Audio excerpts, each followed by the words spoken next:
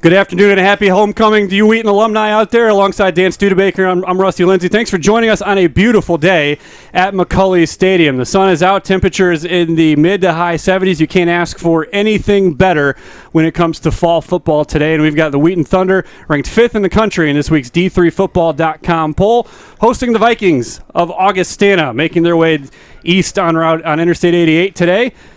Augustana trying to snap a 13-game losing streak in this series against the Thunder. Wheaton has not lost in 13 straight. So, Dan, the last time we saw Wheaton exit this field here, it was not the feeling they wanted. The bell had been claimed by North Central. Wheaton defeated it in that game rather soundly, but since then they've rebounded with two very convincing victories over North Park and Wash U, and a chance to continue to build that momentum as we go through the season today against Augustana. Yeah, no doubt. That was a game that was just, for a Wheaton fan, it was gutting. It was a great game, top to bottom. You had some breaks go the way of the Cardinals, and Wheaton just wasn't able to put quite the role together that they wanted to offensively. But Rusty, I think it was a matchup of top 5 teams. You're probably talking top 1 and 2, top 3 teams in the country. Don't be surprised if one or both of those teams plays for a national championship, assuming they're not in the same bracket. Yeah, North Central making its presence known again today against Carthage, 33-0 already against the Redmen, the Firebirds, no longer the Redmen there at Carthage, and that game has just entered the second quarter. Doug and I were talking as that game wrapped up that the CCIW has certainly not looked itself. And you look at Illinois Wesleyan bounced back with a convincing win over Elmhurst last week. However, there isn't that real strong third team that we're used to seeing, a team that can go 8-2, 7-3, maybe challenge one of those top two. So far, Carthage has played that role, and they're getting undressed pretty handily up on the lakefront there against number 1 North Central. So Wheaton has to continue to score style points in these games to make sure that they remain relevant in the poll. Yeah, they're just going to have to continue to put it on teams. But you're right, Rusty. I mean, the CCIW is a storied conference, one of the top conferences in the country year in and year out. But this year it's just incredibly top-heavy. You've got 2 teams that if they play their game, there's no one close to them, right? And that's going to be the key for both North Central and Wheaton, is just to play the game that they can play and beat teams you're supposed to beat. You can't have that gutting loss, the surprise loss, sneak up on you anymore, right? Because the teams just aren't going to help you get into the playoffs. And, this, as you mentioned, Augie's been, lost 13 straight games to Wheaton. That was a conference rival for many, many, many years. And they just haven't been able to find themselves, right, since they changed their offense years ago from that ground and pound style. Now they like to air it out a little bit. They're gonna struggle today against this defense unless they somehow find a way to trick and play a different game that Wheaton has seen in the past. Yeah, Augustana has really been the biggest problem for the Vikings has been continuity. They went away from the wing T offense and immediately went to the spread, which they didn't have the athletes for. By the time they got the spread system implemented, they went back to more of a traditional run-heavy set that they didn't have the athletes for. They just haven't had continuity in recruiting to catch up with the scheme that they're trying to do. And they think they have that now, but it comes at the expense of starting a freshman quarterback who is going to be a physical specimen for what we're used to seeing in the CCIW. 6'8", 235-pound freshman Thomas Hall will stand in the pocket. But Wheaton's defensive line is going to have a day today because this is not the mobile quarterback that we've seen in the last couple of weeks. North Park went with their D1 transfer in a surprise start in that game, provided a very mobile threat that had Wheaton's defense on its heels early in that game. We saw Luke Lanen run for nearly 100 yards when North Central was here. This is going to be a stationary target in the backfield, and you're looking at somebody like Jake Holliday, who's just off being named the D3 Team of the Week last week with 4 tackles for loss and 3 sacks. Him and Dallas licking their chops today. Yeah. I mean, you're getting a 2 different style of play. At 6'8", 235 pounds, does not strike you as someone who's going to want to be on the run, right? So in that game, North Central played their offense, and we had problems on defense. Just couldn't put it quite together. Assignment football was just a bit off. Well, now you don't really have to worry about that. The breakdown would come if he's able to stand in the pocket for a while. Is he able to air it out? Is he able to get the time for the defensive backfield to break down? I don't see it happening. At 6'8", 235, he's going to want to get rid of the ball real quick. Yeah, Augustana is one of those teams that really does not seem to have benefited a ton from their upperclassmen using that extra year of eligibility. Wheaton's got a senior class that's over 40 strong. this year with the guys that have come back for fifth and even in some cases sixth years with the free COVID year.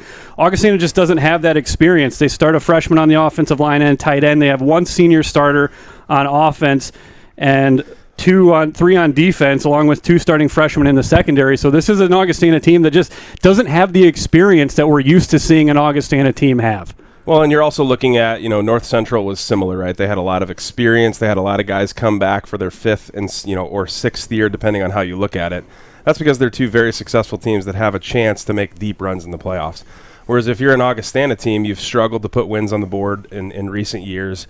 They don't have the culture of winning that they've had in the past, and so it's harder to make that case for a guy playing Division III football to come back, and stick around for as long as these other guys are able to. Just a few minutes away from the national anthem here at McCauley Stadium. Thanks for tuning in here on WTSN. For Wheaton, the challenge becomes, as you've already kind of had that big hurdle in North Central, and you see the way the rest of the conference is unfolding, you have to continue to compete against yourself. And Wheaton had a great showing on the road. The defense was superb against WashU. The passing game is the biggest thing that doesn't quite seem to be in rhythm yet. A great opportunity this week, like we mentioned, two freshmen starting in the secondary for Augustana. Great opportunity for this passing game to get a little rhythm going and build some momentum here as we go along. Yeah, and you're absolutely right. I mean, you've got the biggest rock out of the way, right? What they haven't seen yet from offensively or defensively, right? If you look at the stat sheet from the North Central game, you'd say the defense didn't play that great, but there were flashes of brilliance. We haven't quite seen that flash of brilliance yet from the offense, right? Even against WashU, where they put a bunch of points on the board, they still struggled with consistency. They struggled with accuracy. They just haven't been like that. You haven't gotten that shock factor yet. Last season, Luke Anthony completed nearly 68% of his passes, setting a program record. This year, he's at just shy of 57% completion rating. And that really showed in the short down and distance in that North Central game. So, and it looked good against North Park, but then was below 50% against WashU. So this offense has to find consistency through the air today. As we have a homecoming tradition making its way down in front of the stands here, the Wheaton Men's Glee Club preparing to sing the national anthem in front of what I'm sure will be a packed house at McCauley Stadium by the time we get into the game here on a beautiful afternoon. So right now we will send things down to the track for the Wheaton Men's Glee Club and today's national anthem.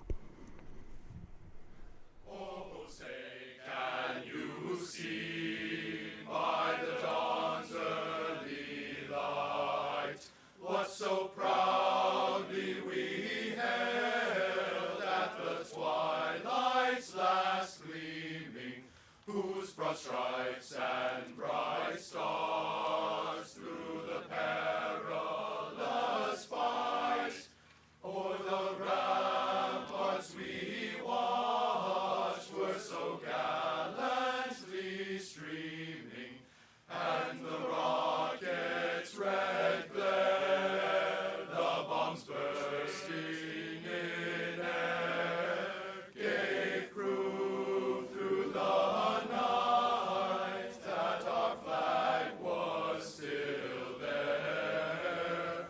Oh, say does that star-spangled banner yet wave o'er the land of the free and the home of the brave. Ladies and gentlemen, the Wheaton College Glee Club under the direction of Dr. Mary Hopper. That was the Wheaton Men's Glee Club there, as they do every year at homecoming, providing the national anthem, and we will get set here for the coin toss. Wheaton win their new set of blue uniforms for the season, white bottoms, the familiar blue caps with the orange W and the stripe down the middle. Augustana counters with the flip, white tops, blue numbers, blue bottoms, the yellow helmets with the Viking logo on the side. As the Metro steams by in the background, we'll send it down to the field for today's coin toss.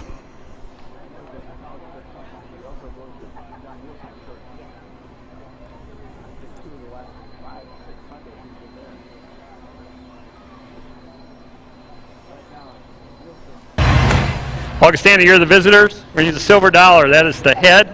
That is the tail. That is the head. That is the tail. It's going to go to the ground. What's your call? Tails is the call. It is a tail. We'd like to defer. Augustana has won the toss and elected to defer their choice to the second half. Wheaton, you're taking the ball. Which goal do you wish to defend?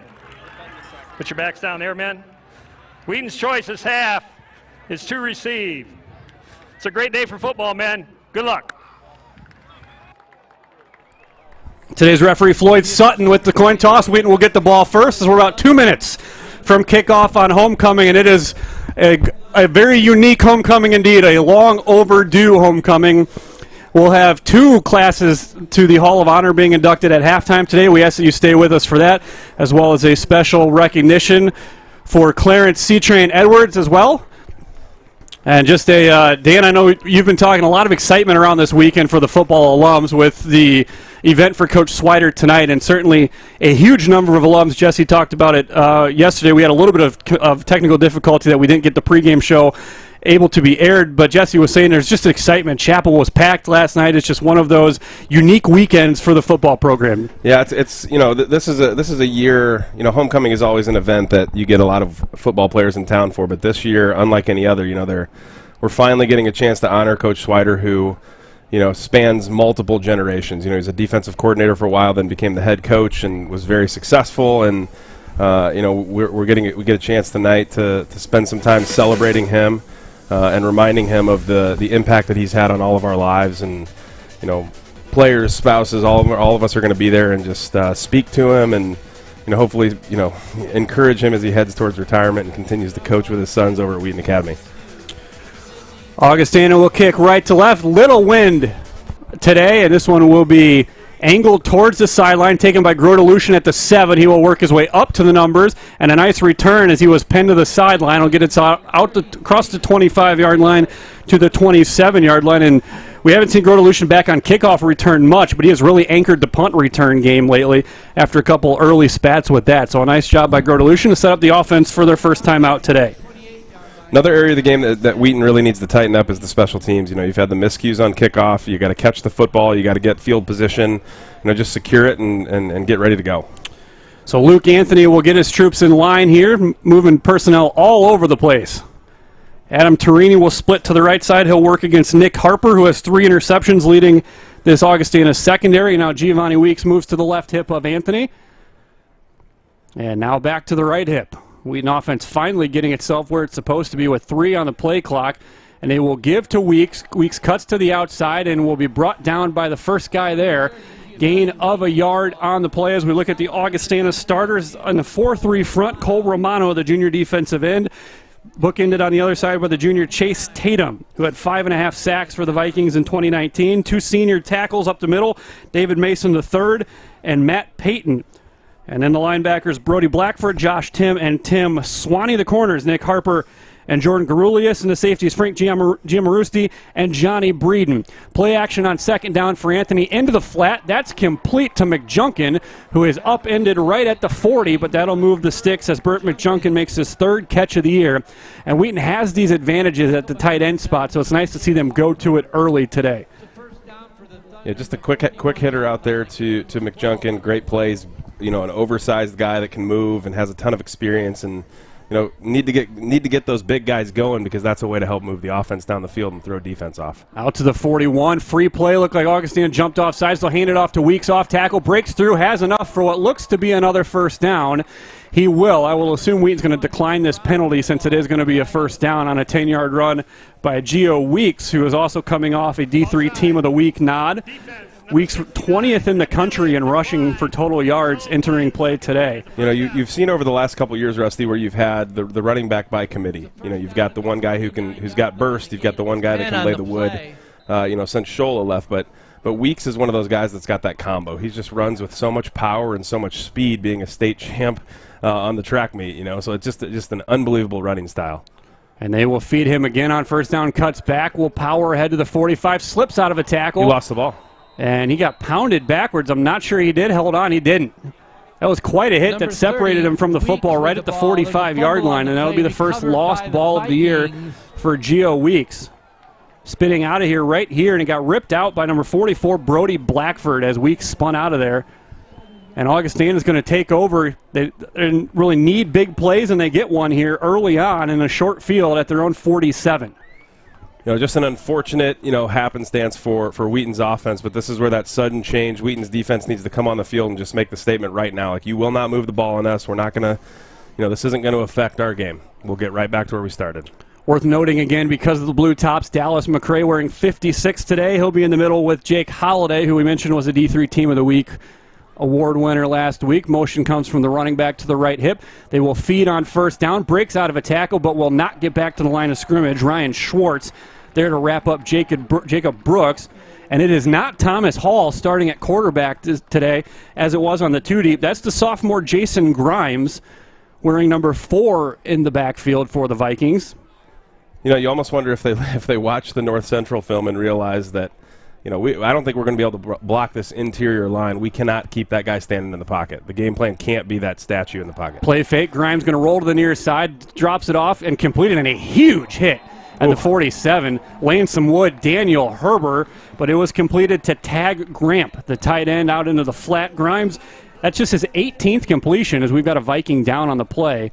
Just the 18th pass attempt of the year for Jason Grimes. He's now 12 of 18 for 140 yards. He is a little more accurate, so you wonder if they're going for somebody who's got a little bit better completion percentage, can move around in the pocket a little bit more. Nice athletic play by the quarterback there to make that play, on the run, just lobbed it over the top and, stays ahead of the chains. But what a hit by Daniel Herber. Man, he flies around and likes to lay the wood. Laying the wood here on the sideline. Cannot see the number of the Viking who is down. We'll look at their starters in the meantime. The left tackle, a freshman out of Fulton, Illinois, the steamer Jacob North. Daniel Skold, the junior left guard. Jacob Ullman, the junior local product out of Geneva, Illinois. Skold also local out of Wheaton St. Francis. Braden McDonald, the junior out of DeKalb, and Connor Hughes, the lone senior starter on this defense, a local product of the Quad Cities there out of East Moline, standing at 6'3", 280. The tight end, you'll see Brian Morrissey, the freshman, and Tag Gramp, who we've already called his name, and then the wide receivers, Jordan Vesey, Casey Erickson, and Craig Shelton, and you'll see probably 3 different running backs at some point today, as it's Ben Voits, who is the injured Viking, and he's going to be helped off the field. Another local product for the Vikings out of Glenbard North High School, just down the road from Wheaton. So it'll be Hughes. So it looks like they've shuffled their starters a little bit. Hughes was listed as the starter. He now comes in for the injured Voigt at right tackle. 3rd and 3 here for the Vikings, trying to take advantage of a turnover on the opening possession of the game by the Thunder.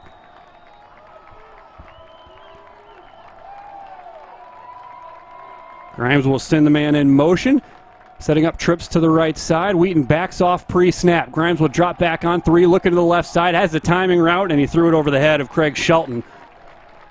Yeah, that was just on that play, Grimes had one read. He was going to that read the whole time and did not feel comfortable and just got rid of it and sailed it. Trying to work against Josh Shafley here on the near sideline.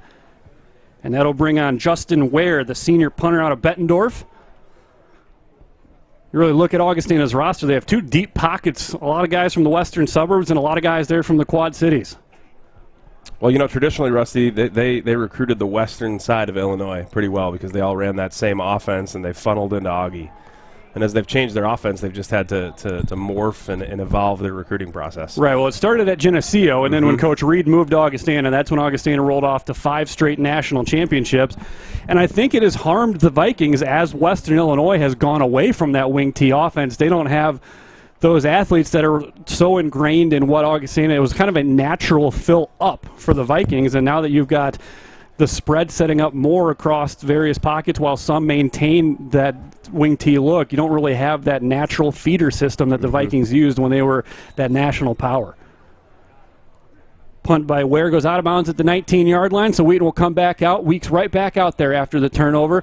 Anthony pump fakes, delivers into the flat. Had Weeks wide open, but with traffic at his feet, missed him short. He was looking Peterson over the middle. The linebacker did a great job of just staying in his zone. And then, Anthony tried to force that pass there and held on to the ball just a little too long. But he had Weeks open, just put the ball in the dirt. Brody Blackford, who just made the strip on the previous drive, and now we've got a flag on the near sideline. Looks like they're going to hit Torini with illegal formation. I don't know that you could, because there you go, substitution. It's a 5-yard penalty, second down. Ball is marked at the 14-yard line. Second down and they had 11 on the 15. field, so it's not like they ran a 12th out there. I don't know if Torini ever huddled up. I think he just ran right to his spot. Yeah, and it's possible, especially on the near side, you have to get to the numbers and come back. So he might have just set his spot and not gone far enough. Weeks will head out to the flat. They throw it to him. Weeks trying to make the corner, stops and spins back inside and runs into a hammer of a hit from Johnny Breeden. 30, Short gain on what was 2nd and 15, and that'll bring up 3rd and long. About as nice a start as you can ask for if you're Augustana. You start to turn over, you're swinging the field against the Thunder so far, but this is a big one for the Augustana defense, needing to get off the field and set up hopefully another short field for their offense. They've made great plays so far. The first play by, to take Weeks down with one man to beat, made a great tackle. They just haven't been able to get anything going, but this defense is flying around a little bit. They finally get Torini set on the left side on 3rd and 16, so a loss of a yard there. They will bring a 3-man rush. Anthony with all day throws into the flat. That is complete. And out to the 20, still fighting for yards is Singleton, and he's going to be dropped at the 26-yard line, about 4 yards shy. Kristen Karsten. Excuse me, that's Christian Karstens, the local product out of Wheaton Academy, getting some early run in the backfield, and he made a nice catch and run, but it ultimately wasn't enough. Balls at the 26. It's going to be 4th and 3 remaining. 4th down. And I actually coached Christian when he was in high school at Wheaton Academy, and just to see him on the field today is a totally different looking guy. He was always a very talented running back, but was just a bit undersized. But he's put on the weight, and he's a grown man now. He's a college player. Well, that's going to be a flag there, yeah. Yeah, false start, and again, the special. Wow, what a punt from Bicklow. They wasted a good one there. Those are the things that it's got to tighten up. You have to tighten these things field. up. That's a special teams miscue again. And you just have to. These are the types of things you have to fix, especially when you're playing an opponent who just isn't up to the quality of football team that you have on your sidelines. You can't give away yards like that. Yeah, the devil's in the details, and Wheaton did such a poor job of recognizing yardage in the return game against North Central, and they're just the special teams. It all comes down to missed details. Bickle's going to get off another good one, going to drive it all the way back to the 20, and now being chased down and being tackled at the 24-yard line. Number 9 is Bobby Insera. So heck of a job by Bickle. I mean, that punt was better than the first one. You made the comment about how Augie was excited to be able to have the chance to get a turnover, flip the field, and then John Bickle goes out there and does that and just wipes away the flip of the field. I mean, they're right where they want to be now, deep in their own territory on the 24-yard line. Have to see. Great punt. Punt of 59 yards. That's a season long for Bickle. That's his 5th punt of 50 or more. He's 2nd in the country coming into today in punting average. He's only 0.2 of a yard behind the leader from Wabash, and I have to think he just took the lead there. Quick hitter on 1st down, going to be caught, and a run will get him right up near the 1st down marker. That's Insera again, who just made the return. Bobby Insera. Balls at the 33-yard line. Gain and of Sarah 9. leads this Viking team in receptions. That's his 15th of the year. A powerhouse program at Maine South High School. 2nd and a yard for the Vikings. As Grimes tries the quick snap, now they will check to the sideline. It's in Augie's best interest to probably slow this game down, limit the possessions. And he will take the snap, play fake, tipped by Schindeldecker, and it goes right over the head of the intended receiver, VC. He just about picked that ball. Just about picked it off. Yes, he did. It's pretty clear here what the game plan is, Rusty. I mean, they want the ball out quick, right? They have no interest in keeping Grimes in the pocket. He's looking at his first man, first read.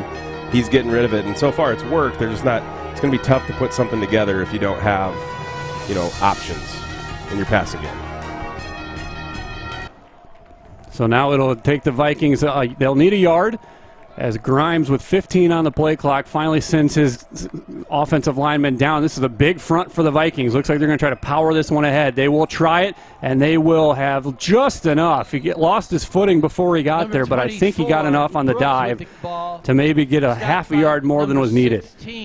Just got it. It's always so interesting. I mean, teams have done this all year so far, right, where they've decided that let's just line it up and run right into the teeth of that Wheaton front, which I don't think the argument is that hard that this may be Wheaton's best front seven ever when you look at all of them put together. But you need a yard, you get a yard and a half, right? It's not going to work all day. Yeah, 1st and 10 again for the Vikings, as this will be Brooks again on 1st down, and he gets swallowed up for maybe a yard, give him the 35-yard line. I was talking with Coach Peltz last night about the play of Dallas McCray, because Dallas gets all the, he gets all the recognition because he piles up the stats. But you see on that replay that Jake Holiday, I mean, he's a big dude, tall, big, thick, and when he was young, he was very good, but he played high. And he's gotten lower, and he took on a double team right there, shucked it off, and made the hit at the point of attack. 2nd and 9 for the Vikings as the running back comes up on the hip of Grimes. They will feed and play fake. Grimes rolling to his left, going to be chased by Braden Anthony, running out of room, and finally throws it away. He's out of the pocket, so he's allowed to throw the ball away, and it'll be 3rd and long coming up now. Really good play by Braden Anthony right there. Probably got away getting held right there, but just Grimes running for his life.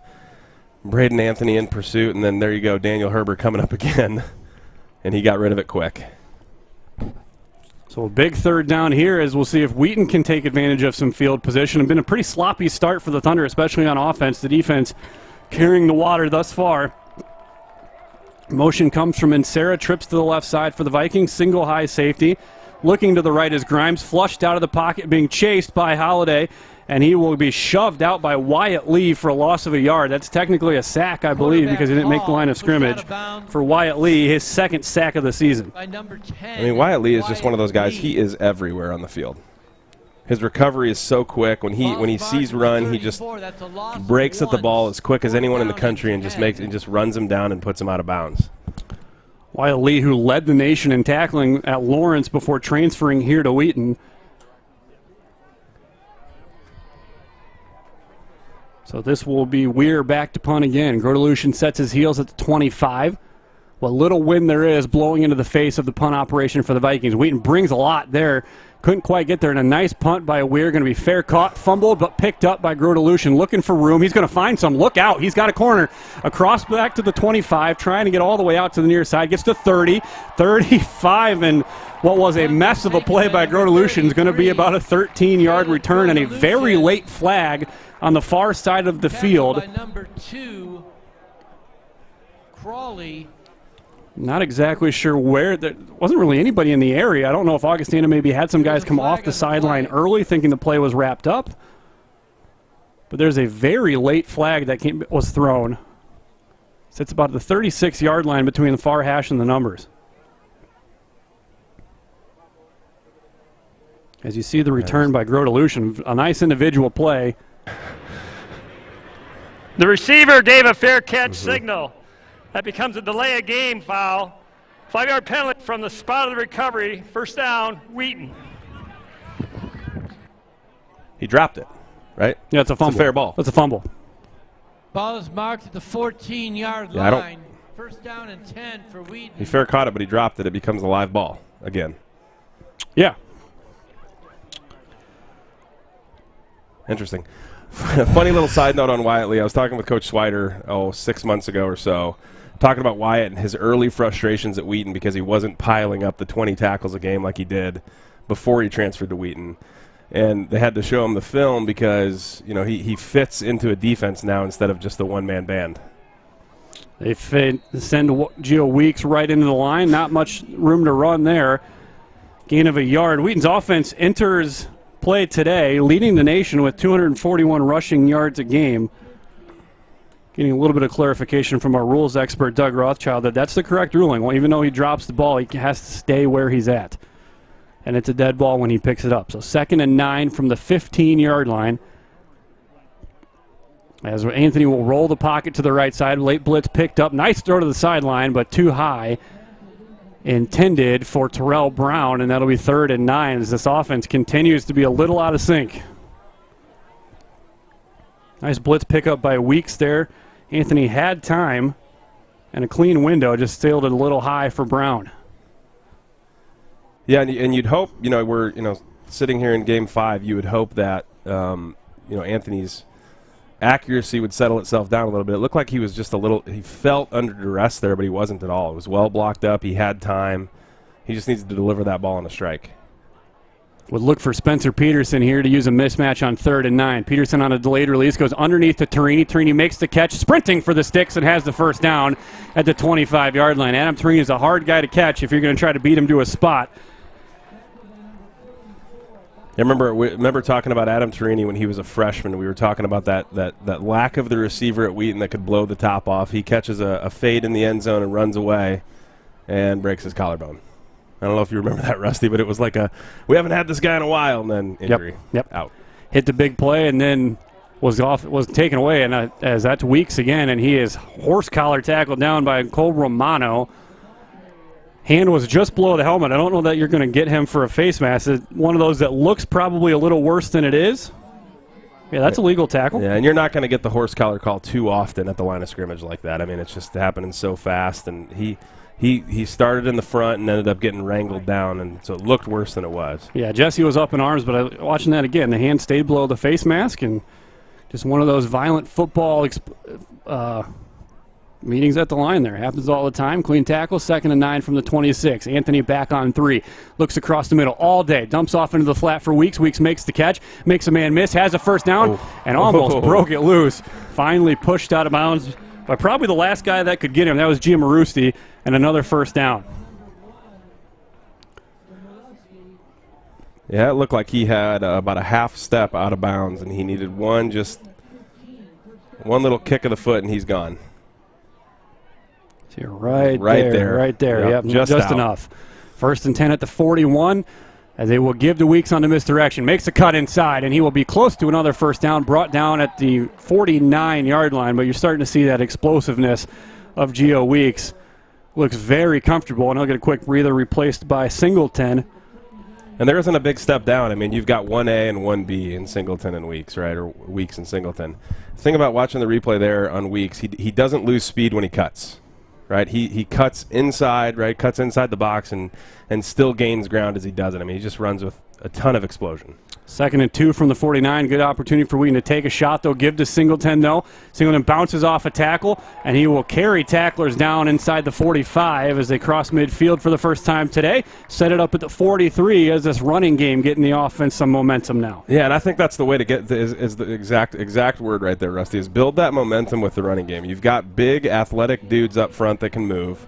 You just need to overpower the Augustana defensive line and just keep it. It's like we saw on the first drive against North Central. It was just ground and pound. Just drive it down the field. Do that, and you just take their will away. Tucker and Torini to the right side. They set up McJunkin on the wing left as Anthony surveys the defense. Underneath to Singleton. Makes the catch, and he's swung down right at the 40. It's a little bit of we saw that used a lot against North Central when they would run that drop 8 look, and it was something that Jesse had talked about, a way that they had kind of done some self-scout when those defenses drop a ton. Those little quick routes to the running backs are a nice little easy way to make a few yards and keep yourself on schedule. Well, and doing that quick game to the backs and the short quick game to the sidelines and just right up the middle, you're starting to soften up the defensive backfield.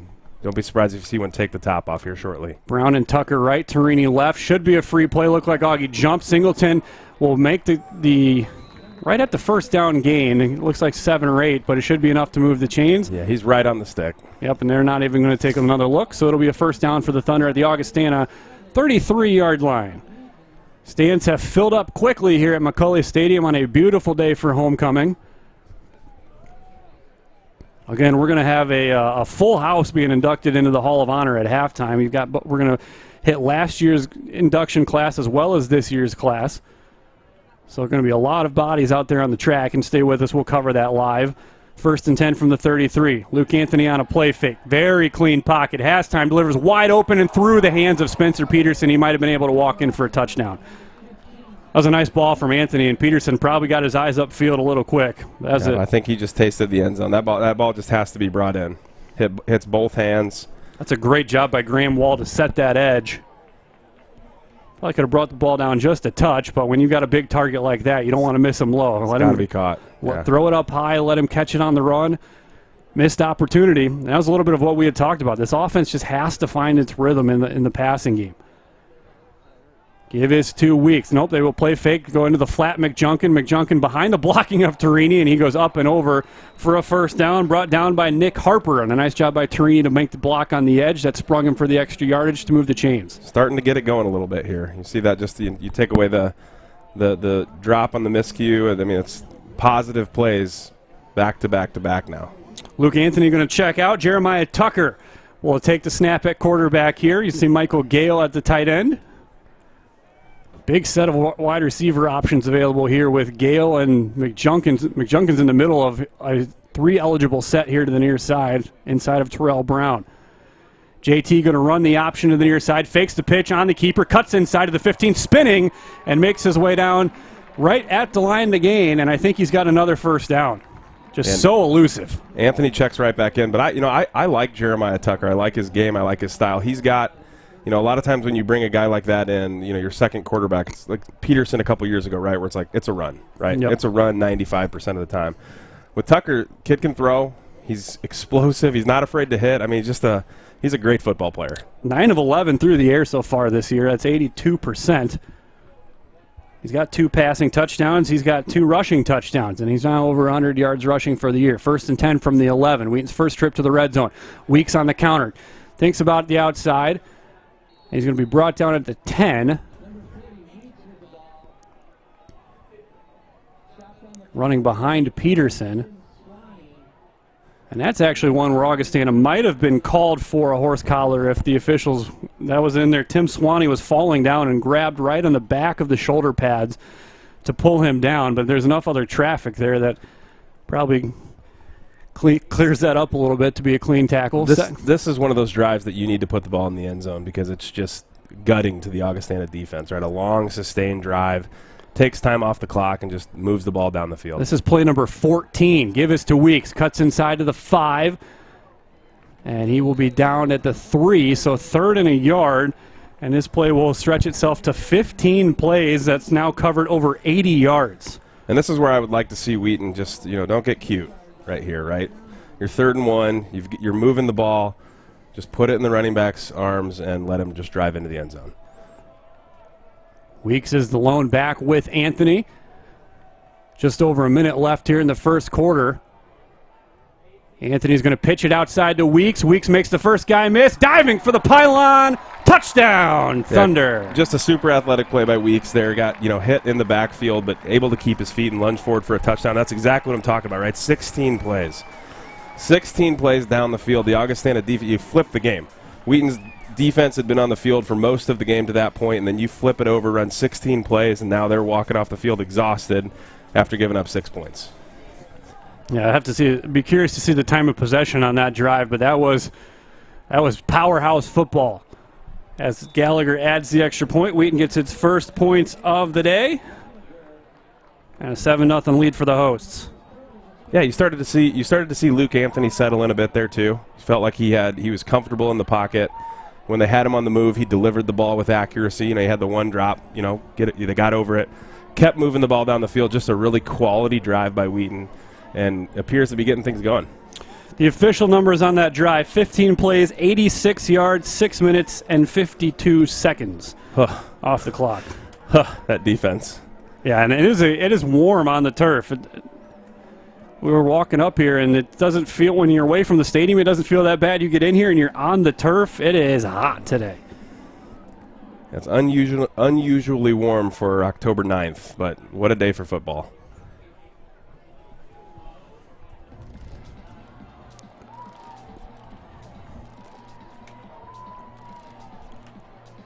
So it is going to be DeGoya and Ben Riddell, the 2 back to return for the Vikings here. Well, the Viking offense has had a long time on the sideline. Wheaton's kick coverage unit has been outstanding this year. We'll see if they can pin the Vikings with the long field.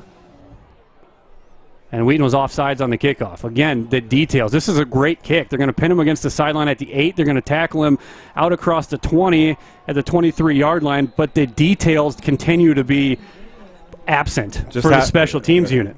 I mean, it's one of those things that, you can coach this stuff up. It needs to be cleaned up. You cannot keep having special teams miscues, right? It can't happen. They're going to add 5 yards here at the end of this because of the offsides. But you've had an offsides on a punt, you've had an offsides on a kickoff, you fumbled a punt return, and then had a penalty on top of it. So that's 3 special teams penalties already, and we're not even done with the first quarter in a unit that has given the ball away a couple times already this year. I mean, this is universal to the game of football, right? All levels. You want to win the national championship, you want to win the state championship, whatever level you're playing, you play tight. You don't make mistakes. You don't have penalties. This is just something that needs to be cleaned up, and it's something they need to take pride in. So Grimes will give up the middle to Jacob Brooks on first down. Brooks going to move the pile across the 30, just shy of the 35. They'll give him the 34. Should have maybe 1 play left here in the first quarter. Brian Morrissey, the big freshman tight end, checking into the game. 6'5", 260. That's a big body.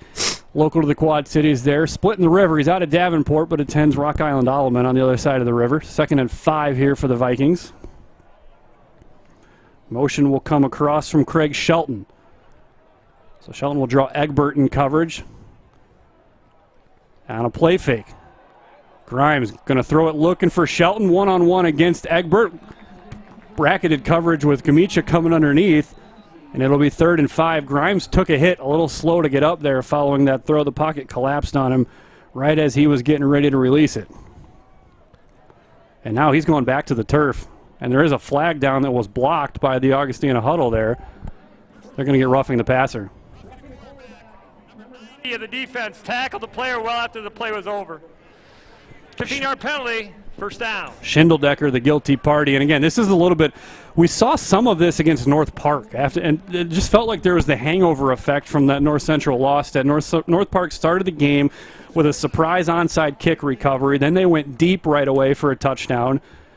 Wheaton then turned the ball over on a punt return later in that quarter. So it was, this is a Wheaton team that needs to clean up the focus. The details for this team that talks the way of a national champion, the details aren't at that level yet. Well, this is a team that, Augustana is going to struggle to move the ball in this defense unless you give them 15 free yards, right? I mean, if they're able to get near or into your field position because of a penalty, and, the referee said well after the play was over, right? Kind of rubbing that in a little bit. That means it's kind of like it was too late, right? So, but it's, I mean, he's there, right? It's tough to, take your medicine and not make the hit, but it's one of those things you gotta clean that stuff up.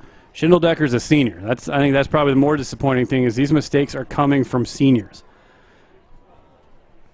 So this is going to be number 12, Cole Bardois, a sophomore quarterback out of Jacobs High School in Algonquin, Illinois. Not listed on the 2 deep, so we were talking about Thomas Hall as the starter, but we've seen 2 quarterbacks now. Neither one of them have been Hall. They will give to DeGoya up the middle, who will get it down to the Wheaton 45-yard line, and that will bring the first quarter to the close.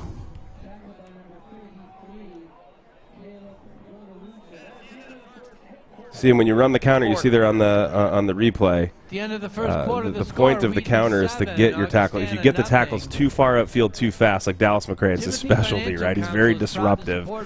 But he ended up 10 yards in the backfield because the guard just gives him what he wants, right? He just gives him what he wants. He says, "You want to go? Go ahead, and I'll take you all the way you want." And then the running back just slips in behind him for a great gain. Yeah, Augustana trying to just kind of, they're almost using Wheaton to their advantage a little bit. It said, if you want to go upfield, go ahead. And they're just going to usher you out of the way. A little bit of what you want offensive linemen to do in a screen situation is let the defense just kind of run past you and then move the pocket for the running back. But yeah, what they're going to do there, what the guard is going to do is he's going to put the hand on the hip and just let your body can't go where the hips don't go, so you bury the hand in the hip and just press him upfield, and Dallas will go with him. 5 penalties for 35 yards there for the Thunder. Augustana with a clean first quarter in that regard. Wheaton with 123 yards of total offense on 22 plays. Augustana with 28 on 12 as we start the second quarter. 2nd and 4 for the Vikings from the 45. We'll take you around the conference here following this second down play. Blitz comes from Herber. They will give up the middle to DeGoya, and DeGoya will have maybe a yard. They're going to be 3rd and short. Yeah, you made a comment on it, Rusty, but they have Augustana's run 12 plays for 28 yards. Wheaton's been penalized 5 times for 35 yards. 5 times in the first quarter. You got to clean that up. So with their backup quarterback in the game, 3rd and 3, we'll see if they put the ball in his hands or not. The Vikings have been run twice since the injury to Grimes. And it's 2-by-2 for the Vikings. Motion comes with Insera to a trips right. Looking for the 41. Back to pass. Pressure in his face. Slings it for Insera, who makes the catch. Helmet comes off, and he holds onto the football in triple coverage. A nice pitch and catch there, and an impressive job by Insera to hold on to that as his lid came off. Yeah, just an absolute bullet, and he just buried it in his chest. Great job of holding on to the ball, and his lid comes off, so he's got to take the obligatory play off, but just a great football play by the receiver there. Yeah, Bardwell really throwing that one in there hard, too.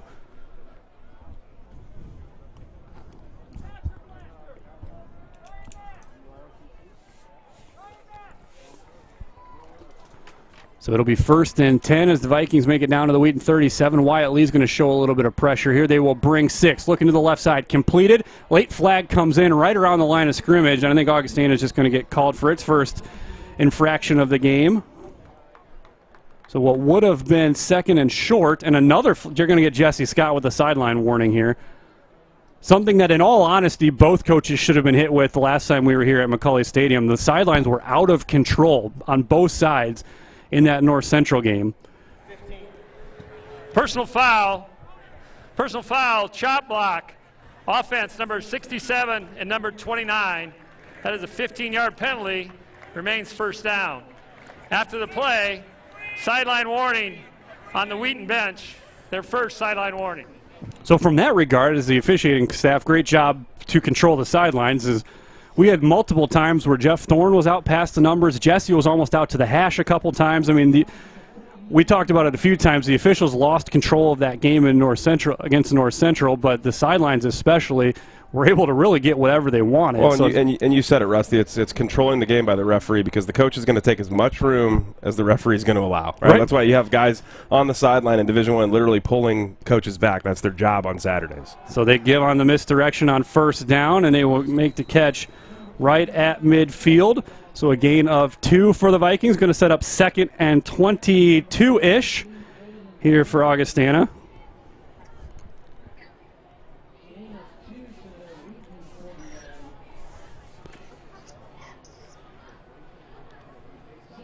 So again, you've got a backup quarterback in the game, and you're in down and distance here. I think it's still 2nd down. The scoreboard's saying 3rd. I believe it's still 2nd and 22. A discrepancy between the scoreboard and the field here. But Bardwell's got down and distance. Look out. And the catch is made across the midfield for the 45. There was some hesitation there by Augustana's offensive line that looked like to actually go because Wheaton was pointing pre-snap at what looked to be a snap infraction by the center. He kind of spasmed beforehand. No call made, and after the catch, it'll be 3rd and 19 for the Vikings. And if you didn't see that, Rusty's look out there was Robert Briones came around the edge and looked like he was about to tee off. Yeah, all of a sudden you had a guy who with a blindside look at a quarterback, and the offensive lineman hadn't really reacted yet. Motion comes, trips to the left side. Egbert drops off, single coverage near side. Pressure coming, and Wyatt Lee's going to wrap him up back at the 42 along with Dallas McCray. Yeah, Dallas wasn't going to win that one, but he was through the line before Wyatt Lee was, but Wyatt Lee is just too quick on the closing speed and puts him on the ground. So this will be 4th and a mile for the Vikings as we see our first appearance from the Wheaton swim team of the season, making their presence known down on the track. And Weir, who's been impressive with his punts, matching Bickle so far. I think it's going to take a good punt to get this one past the 1st down marker here. 4th and 32 as Weir on for his 3rd punt of the day. Good snap. Wheaton will protect for the return. Grodelution in a dead sprint makes the catch at the 20 with room out across the 30, 35, 40, spins inside, and he will make it back to the original line of scrimmage for when that set of downs started. It'll be 1st and 10 for the Thunder, as Grodelution with a return of about 14 there for the Thunder.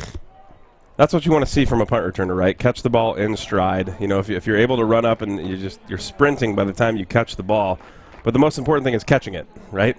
Something that's been a bit of a miss is letting the ball land and roll and, you know, not securing the football. But just a great job by Grodelution to secure it and gain a ton of yardage on it. See if Wheaton tries to take a shot here. We haven't really seen them try to take the lid off this defense yet. First down, Anthony sits well protected into the flat for Weeks. Weeks will juggle it but make the catch. Hits him with the two-step there, and he's out across the 45 to the 46 for a gain of 8. You know, this is what Augie's defense is giving him today. I mean, the touches between Singleton and Weeks have been insane so far. Just give the ball to your horses. Yeah, and I think that's probably until Wheaton's passing game can really threaten you deep with consistency. They're going to continue to keep him in front and let Wheaton's inefficiency to be consistent in that regard slow them down at some point as Weeks Singleton powers ahead for a first down there into Augustana territory. Give him the 47. Looking around the conference, live stat seems to be down between Carroll and North Park. After the first quarter, WashU leading Wesleyan 14-7. Nothing from Milliken and Elmhurst, and North Central all over Carthage 47-13 on the lakefront. Quick hitter behind Tarini, but what an adjustment for the catch by Adam Tarini. Makes the catch at the 36-yard line to move the chains. Yeah, just back to what we were talking about with the game plan right now is just to get the ball short, quick hits to the running back across the middle. You'd think that Augie's defense will soften up, and that's when you're expecting that play where they're going to take it off the top. But if they're going to keep giving it to them, they're chewing up 8-10 yards at a time.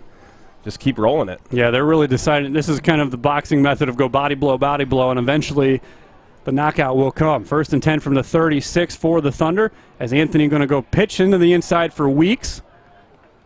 A nice job to fight his way all the way down to the 28-yard line and get 7 out of that. It's a popular goal line look you're starting to see around football. Just move a misdirection and shovel inside, and Weeks gets 7. Well, this offense, and you're starting to see the tempo is picking up as these chunks start to get eaten up. I mean, it can happen that fast. We talked in the pregame about how Wheaton's offense hasn't quite clicked yet, but it can just happen. Right? They practice a ton. They've been together for a long time, and Wheaton's in trouble here. They're going to dump it off to Weeks. I am shocked that they didn't get dinged for holding. Oh, my gosh. Yeah, that would look to be a pretty obvious hold. There's a miscommunication. Anthony opened the wrong way or Weeks went the wrong way, one of the two. This looks like Graham Wall is. Nope, that's going to be Paul Fay, who, boy, that looks pretty obvious. The jersey separates, but we'll take it. And a nice job by Weeks to get that all the way down to the 16 on the catch and run off a broken play. So back in the red zone for the second time today. Weeks has rebounded very well after losing a fumble on the opening possession. Singleton with a seam, trying to get to the outside. That closed up quickly. They're going to bring him down shy of the 10 at the 12, but a gain of 4 on first down. I think that was another miss. I don't know how that wasn't a free play for Wheaton. But that's why we're up here. But again, you don't see a big drop off when Singleton has the football in his hands. I mean, he runs downhill, and when he makes cuts, he doesn't lose ground. I mean, he's just chewing up yardage. Singleton entering play today, averaging 9.9 yards per carry. Weeks just behind him at 6.9. 20th in the country in overall rushing yards entering the game. Second on his own team in rush per carry average. Yards per carry. Singleton with additional touches and additional carries, you would expect that number to come down. But Weeks is like, that's who he is. I mean, you've got enough sample size to know that he's probably a 6.5 yard a carry guy. Tarini to the right side by himself, and a check with me to the sideline, and a timeout going to be taken by Jesse Scott. He doesn't like the defensive alignment after the shift. First timeout of the day for either team. This has been a pretty quick-moving game so far. I was talking with Coach Black, throughout this week, just in the about the offense and the changes that are being made. And I don't know if you've noticed, but they've gone to the system where they're holding up a card because there's you're having 3- and 4-way conversations where you're trying to call out a formation, you're trying to get a play in, and now they're doing like the Oregon Ducks were the ones who started it first, right? Where they hold the card up in the air, everybody looks over and says, "Okay, I got it." Then you call the play.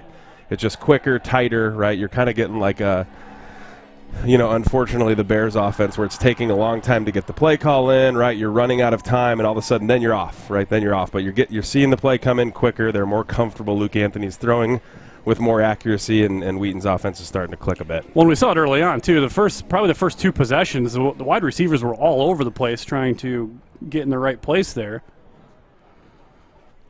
So it'll be 2nd and 7 from the 13 following the timeout.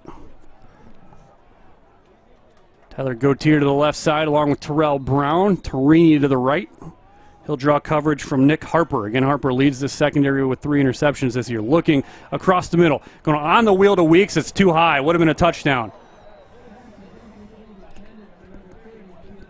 Probably could have got that's just a simple wheel route throw. He's wide open and just sailed him. It looked like it was just a bit after the play there, but it's another one of those plays right there where Anthony wasn't really under pressure, right? But he's forcing the ball in there. Kind of a poorly timed jump by Weeks. I think Weeks probably wishes he had that one back, but it's just another one of those instances where it's like they're just off, right? Timing is just a bit off. McJunkin in a trip set left. 4-man rush for the Vikings on 3rd down. Complete to Peterson. Peterson powers his way into the end zone. Touchdown, Thunder. That one of the concerns you see with Peterson, right, being a converted quarterback to wide receiver late in his career, was his ability to run routes, right? It's different. It's a feel that you have to have, but that was a really quality route. He looked like he was heading towards the fade, but he just ducks in under coverage, takes the ball, and powers it into the end zone. Great play. So another one of those drives, man. Yeah, plenty of body blows being thrown there. That's another 8-play drive for the Thunder. 63 yards, takes up 3 minutes and 22 seconds. And it's 14-0 as this offense, I wouldn't call it great. You'd probably give it a solid B- performance so far, but they're certainly getting stronger as this game goes on. Yeah, I mean, what a difference the first drive of the game, right, where Weeks puts the ball on the turf, and then you have the sudden change. The defense steps in, and they are who they are, and then 2 drives here in a row where it's just, if you're that Augustana defense, like you've got to make adjustments, or it's going to be a long day. Wheaton's going to pile up 75 plays at this rate. So far, Wheaton with 30 plays, 186 yards. The Vikings 17 for 28. Looking at one of the games you had looked at is not a real interesting slate of top 25 games. One that you looked at as possibly intriguing.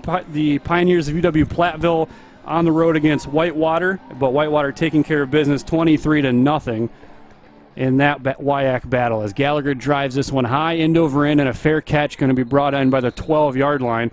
Wheaton's coverage units has been swarming the Vikings, and Gallagher does a nice job with hang time and putting it outside the numbers. So that'll bring it out to the 25 on the fair catch. I know Coach Swider doesn't come to games yet. I hope he's watching at home, but that's the unit that he took the most pride in on special teams was the now I'm forgetting the name. It's kickoff coverage, but it's a special forces, and all my buddies who are listening are going to get it. The Rangers. Yeah, I knew it was somewhere in there, but that was something that we practiced, and it was tight of course, I didn't practice that, but it was tight every single week. I mean, we pinned people down. That was something that, you had your gunners who took a ton of pride in getting down the field fast and laying the wood. So Bardwa on first down, going to roll the pocket to his right. Look out. Oh, my. Swallowed up in a hurry. I mean, I'm just continually impressed by the 2 interior defensive linemen. I mean, look at Holiday move. Holiday splits that zone double team and just is on top of Bardwa in no time at all. Well, and then you have Braden Anthony in there, not to sell him short. He lays the wood too. I mean, he's a bit of an undersized guy to be playing, defensive end, but he brings the heat. He hits. That's what Coach Peltz was telling me last night. Is he plays assignment football, and when he gets a chance to hit, he does it. 2nd and 19. That's back-to-back sacks for this defense going back to the 3rd down on the last drive. Pressure again. They try to counter it going across the middle. It's incomplete.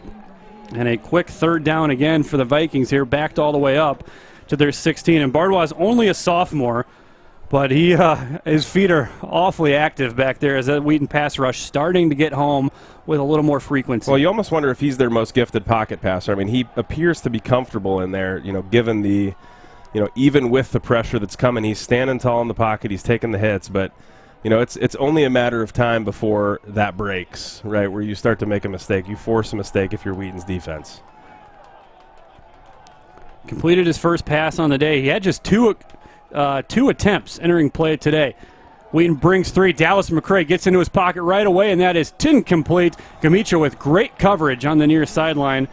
Pass intended for Jake Linshaw and a 3-and-out for the Viking defense, but it's a tall task when you don't have the pocket presence, and Bardwell has quickly been baptized by fire here as he's come into the game. The Wheaton defensive line starting to get home with a little more frequency. Well, and just think about it. That's 2 drives in a row now where Augustana's offense has gone negative.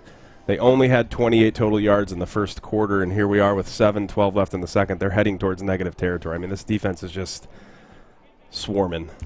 Ware with a nice spiraling kick. Grodelution will make the catch at the 41. Bobbled, brought back in. He's got room to the near side. Dances to the middle of the field, and he will be brought down in the middle of the W. Grodelution looks like he's right on the edge of hitting the big one here, but he's also playing with fire. That was nearly his second fumble of the day. Yeah, I feel like he remembered the last return where he had big yardage and wanted more there, but you got to catch the ball first. I mean, that's one where that could be picked up and taken back. Right, there's not a whole lot of help there from Wheaton. Grodelution in the top 30 in the country in punt return average thus far on the season. We'll see if Wheaton tries to take a shot here. Good spot for it. You got all the momentum. Okay, they will give 2 weeks on the counter, running behind Peterson, bouncing to the near side. Stiff arm gets to the 40, down the sideline, and he's going to be pushed out of bounds. Big run by Gio Weeks as he's shoved out at the 30. And just a really good job. I thought that was the play, right? I thought you called it, Rusty. I thought they were going deep to Torini, but really good job of him just laying a block, setting the edge right here, and Weeks is able to get outside, make a play, and that speed just – I'm telling you, he's not just a speed guy, right? You saw that stiff arm. There was some violence in there. 10 carries, 60 yards today for Weeks, as this offense has been rolling with the ground game. First and 10 down to the Augustana 32. Anthony, play fake, looking across the middle. Had time, he's going to scramble, come on the comeback route to Torini, makes the catch. Torini looking for extra yardage.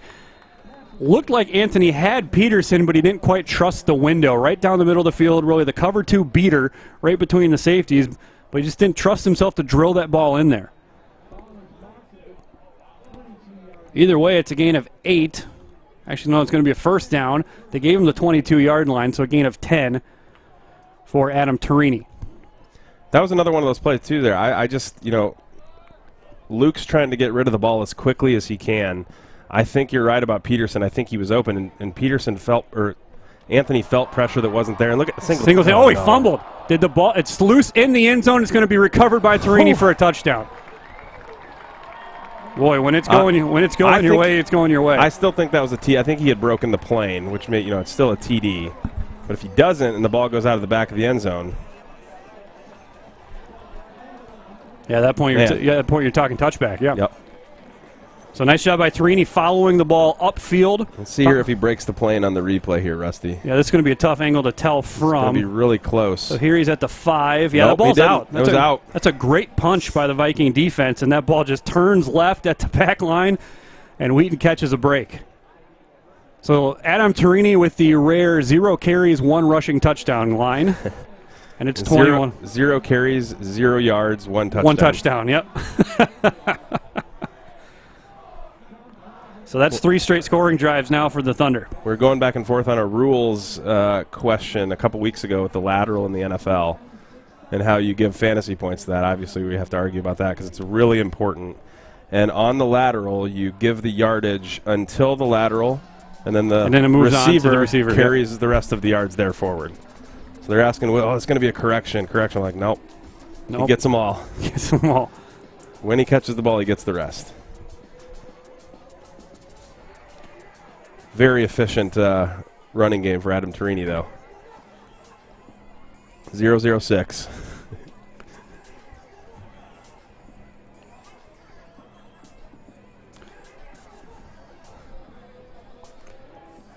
So Gallagher going to tee this up again. Augustana has moved to the fair catch route.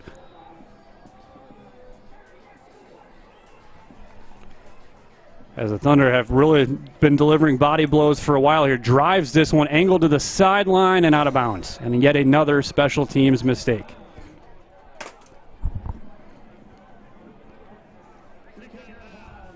It's your fourth, maybe fifth special teams penalty of the day so far. Augustana.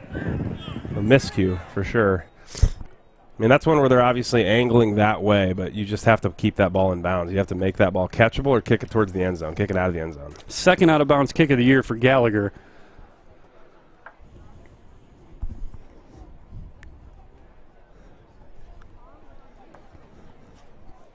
Again, stay with us at halftime. We've got the induction ceremonies for the class of 2020 and the class of 2021.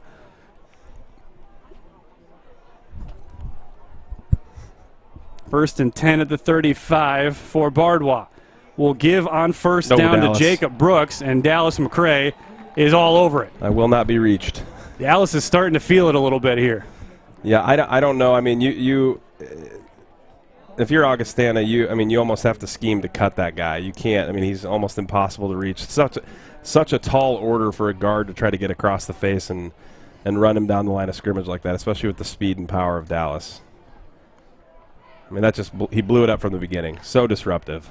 Loss of 2 on the play. 2nd and 12 back at the 33-yard line. Motion on the play from Lenschow, setting up inside and now outside, and Sarah twins to the right side. Bardwa looking across the middle to firing, and it is caught. Nice catch by Shelton in traffic. Bardwa's down again. I mean, I got to give him credit. He's a young guy getting his first action of the year and standing tall against a very, very tough defense that's coming at him on every single play. He's getting hit every time, but still delivers a good ball. A little high, but, chewed up some yardage. Shelton did a great job of boxing out Egbert on that play. The throw didn't really lead him, but that's fine because I think Egbert gets a hand in there if he does. But instead he boxes out the corner and makes the catch, securing the ball. So 1st and 10 here. Motion comes, give is up the middle. Nice running forward by Jacob Brooks, carrying a lot of steam into the line. And Brooks will get 5 or 6 on first down for the Vikings. Again, Augustana has had several of these drives where they'll at least get started, but the negative play has really been a thorn in the side of the Vikings. Every time they seem to build a little bit, they end up backing up a few. So Mike DeGoya, the freshman out of Schaumburg, now in the backfield with Bardwa. Single coverage down underneath your screen there with Josh Shafley. Bardwa on the fake. Going to dump it, and what a catch. Going to be close to a first down by the tight end, Tag Gramp. His second catch of the day, but a crafty little move by Bardwa. Draws the defender in, just dumps it over the top, and that'll move the chains for the Vikings. Well, that's really, really good play calling right there because Coach Nightingale had dialed up a blitz again. He's dialed them up pretty spot on, right when they need to every time, but that time they got everybody upfield and just dumped it right over the top, and a great play by Augie to move the sticks. Ryan Schwartz ends up tackling him out of bounds, but not before he gets to the first down marker. This will be interesting for the Vikings how they approach the rest of this drive because you've got 3:30 left. Wheaton gets the ball. If Wheaton can get the ball back, this offense has shown its ability to swallow chunks of yardage and put one at a time, and false start is called. And we kind of talked about it. Every time the Vikings can get a little bit going, there seems to be something that slows them and pulls them back. We need the participants. Couldn't be more clear that Brian Morrissey, the tight end, was on a route and just tried to get a head start. I mean, it was dead obvious he was going right up the seam and was looking for the ball his way and just got a little quick. 6'5", 260. That's a lot to get going upfield. And a freshman. That is a body that you can really build an offense around as that body matures. Only a freshman out of Rock Island Alleman High School. Bardwa looking to his right, drills it in there, and then is drilled by Bobby Sarah. And Sarah had his lid taken off earlier, and he takes another clean hit here right at the 40-yard line. Ryan Schwartz. Oh. I mean, these guys fly, and they don't miss very often. I mean, that's the thing is when you see linebackers and DBs try to tee off, there's that occasional miss, right? There's guys that'll try to, they'll try to lay the wood, but Herber, Lee, Schwartz, every single one of them, when they dial it up, they hit. They hit it right on the screws. That has been one of the things Wheaton has done really well this year. They've been very sound in the tackling game. 2nd and 9 from the 40 as Linshaw moves over to the right side against Egbert. Play fake. Blitz coming. Wyatt Lee. His lid's off. Oh, that's going to be. That's a penalty. Yep. He just ducked out of the way of Wyatt Lee, and as Lee grabbed for him, he pulled the helmet right off him, which is going to allow him to stay in the game and not miss a play.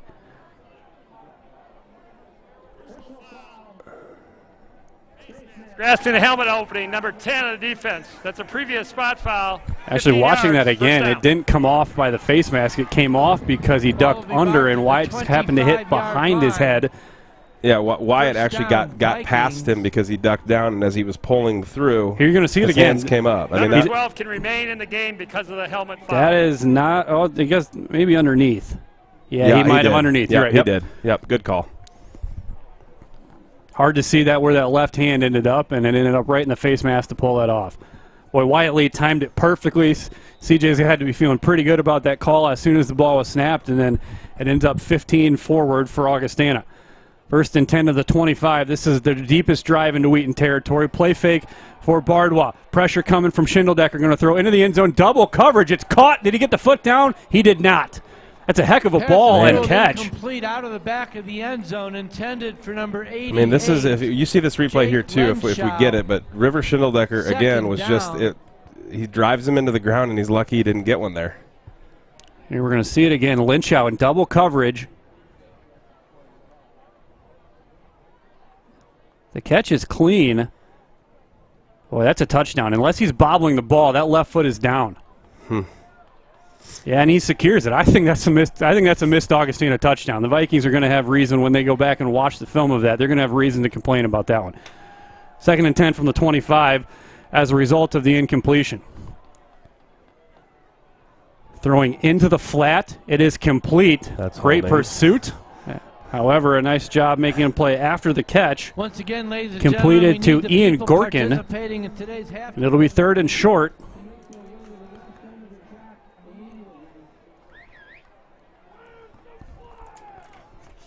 Yeah, there's another missed one there. I mean, you don't like to see flags flying all over the field, but that was another one of those ones where on replay you look at it and say, how do you miss that? It's right in front of you. Augustana doing a nice job pumping the brakes on this drive as they get deeper and deeper. They have really taken the air out of the clock here, down to only 1:15 with 3rd and 3 upcoming. Wheaton showing pressure. They're going to come. Bardwa going to throw to the right side. He's got his man, and he overthrew him. Augustana offensive line actually did a better job than they have in picking up that blitz, and Bardwa, I don't think, trusted his backside there. If he had time, he could have really stepped in and put a little more air under that ball. I mean, I think that's just missed timing. I'm really impressed by Bardwa in this game so far. I mean, he steps in for a guy who's hurt. He's the backup of the backup, right? He's the 3rd string guy, and he's faced pressure all day, be it from the front, just the front 4, or when Coach Nightingale dials up a blitz. But he stood tall in the pocket, delivered a ball just a little bit inaccurate on that. They're going to keep the offense out here on 4th and 3. Why not? On the road against number 5. Why not? Wheaton will counter with pressure. Bardwa going to throw on a timing route, and it's incomplete. Egbert with coverage on Craig Shelton. Bardwa got hit again on the blitz, and it's a turnover on down. So Wheaton's got 1 minute and 3 seconds. You've got 2 timeouts. Let's see if they. Yeah, you go for it. I mean, I think you got to, the way you're moving the ball so far. But I really like that call from Coach Ragone. I mean, Coach Bell, named the offensive coordinator there. But I like the call from Coach Bell there, because you're not going to get that many chances to score. Yep. When you're this deep in your opponent's towards your opponent's end zone, you have to take the chances to score when you can get them. Aggressive play call, tried to keep him in the game, and now it's up to the defense to keep Wheaton out of the end zone. Well, and the Vikings are getting the ball coming out of halftime, so that's a really big opportunity swing for the Vikings. Pitch and catch to Matthew Tucker on 1st down across the 30 to the 33. So again, the clock stops at the college level when the chains move. Nice job by Luke Anthony. He wants his guys there and in a hurry. This was something they did not do well in the 2-minute drill against North Central. Just took way too much time between snaps. Quick hitter to Torini. He makes the catch out of bounds right at the 40-yard line. That's a great 2-play sequence for the Thunder.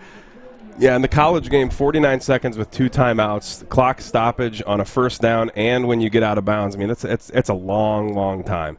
Now you've got 2 or 3 plays already called, right? You just have to keep consistently moving, get to the line quickly, and just be on time. Gallagher is 0 for 1 in field goal attempts, 2 of 3 in field goal attempts so far this year. His long for the year is 37. So Anthony steps up, avoids the pressure, and is behind Matthew Tucker. So it'll be 3rd and 4 remaining for the Thunder. Again, I think another instance, he stepped out of pressure there, had time to reset himself, and Tucker had room to catch and run. Plenty of time. I think that's you'd like to see it have sorted itself out now, but this is a different season than years past, right? It's been 2 years since he played, right? 2 years and 5 games now, or 4.5 games. But this is one where once he starts to get that feel again, like, hey, you're not under pressure like you think you are, it'll sort itself out because he's not facing pressure in practice. Completed to Weeks to the sideline, and he gets out of bounds. Boy, just the ability to get that 1 foot down to get his body over the out-of-bounds line, just shy of midfield. So the clock stops and will stay stopped with 30 seconds left. Blocking on the edge by Tyler Gautier to get him there. I mean, so far since this drive started, you've already driven down the field about 30 yards and only taken about 20 seconds off the clock. Still have both timeouts remaining. Yeah, so you don't have to worry about peppering the sidelines. 3-man rush for the Vikings. Anthony completed and then dropped by Tarini. Probably would have led to a timeout following the completion, but that one's on the receivers as he just drilled that one in there. Yeah, it's got to be caught. Anthony on the day, 16 of 22 for 150. And again, it feels like we're nitpicking at the details of this game, but that's where Wheaton's at right now. If you're 5th in the country, these are the little things that build and you have to get right. 2nd and 10 from the 48-yard line. 33 seconds remaining here, first half. 3-man rush again for Augustana. Plenty of time for an Anthony. He's going to take a shot to Tarini. Tarini trying to get around the defender and can't. And it looked like he took the foot off the gas on the route for a second. And if he just would have kept going, he would have blown right by that corner. 25 seconds left on the clock. 3rd and 10. A really strong ball there.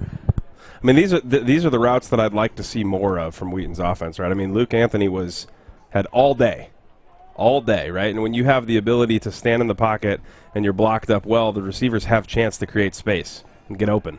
Well protected again, Anthony. Picked off. Nice play. Frank Giammarusti cuts in front of Gautier and makes the pick at the 46-yard line. And again, that's a wide receiver just not working back to the ball. We'll say he's down at the 45, so Augustana with all 3 timeouts, 19 seconds to work with. Their biggest problem here is they've got to protect Bardwell long enough to get the receivers downfield. You're aiming for, let's see, their long for the year is 26. Their field goal operation is just 1 of 5 this season. Yeah, Wheaton's going to go into halftime feeling pretty disappointed that they ended the half with a turnover, but they're in complete control of this game, right? It's just as you said, like it's cleaning up the details. Feels like we're nitpicking a bit, but I mean they're in complete control. There's Schindeldecker. Schindeldecker's been wanting to get in on the sack all day. Finally got his. Great play to recover. He had taken the inside route and recovered, and then just runs down. And that Bardwell makes a play. Yeah, that's the end of the half. So a halftime score: Wheaton 21 and Augustana nothing. Stay with us for live coverage of the Hall of Honor induction ceremony for the classes of 2020 and 2021. We'll have that momentarily here at McCauley Stadium.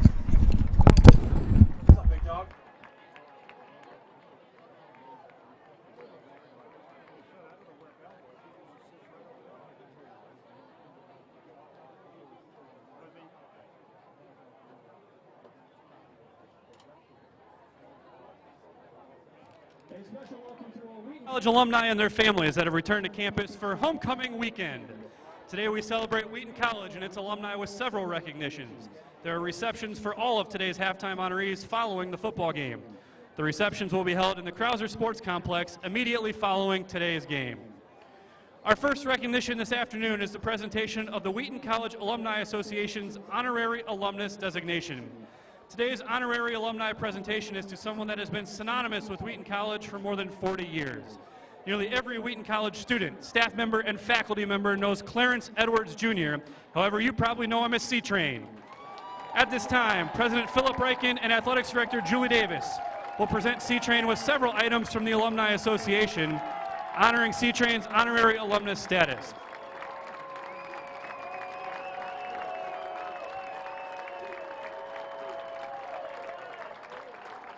President Reichen states, Mr. Clarence Edwards has served us as a faithful encourager and model Christian for generations of student athletes. Today's honor secures the place he already holds in our hearts as a permanent member of the Wheaton College community. Clarence arrived on Wheaton's campus in 1979 when he was appointed by the United States Army to the ROTC program at Wheaton, a role he served in until 1982. In 1983, he began working in the dining hall, and in the early 1980s, he began working with Wheaton's club sport ice hockey program. It was also in this time he started assisting many of Wheaton's varsity sport programs. In 1988, he began working directly for the Wheaton College's physical plant department, a role he retired from in August of 2021. Today's recognition is an appreciation for C-Train's many years of service to this campus and community. He has impacted the lives of countless Wheaton students and staff. Ladies and gentlemen, let's hear it for Clarence Edwards, Jr., C-Train.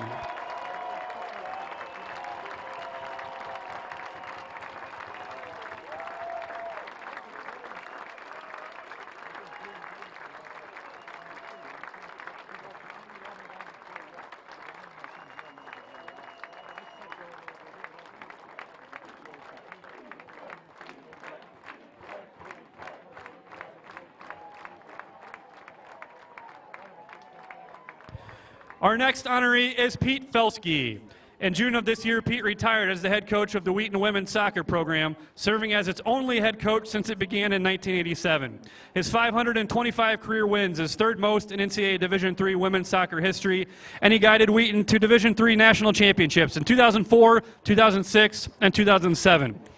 One of the most respected women's soccer coaches in all of collegiate soccer, Felsky's career win total is fifth most of any NCAA women's soccer coach at any level.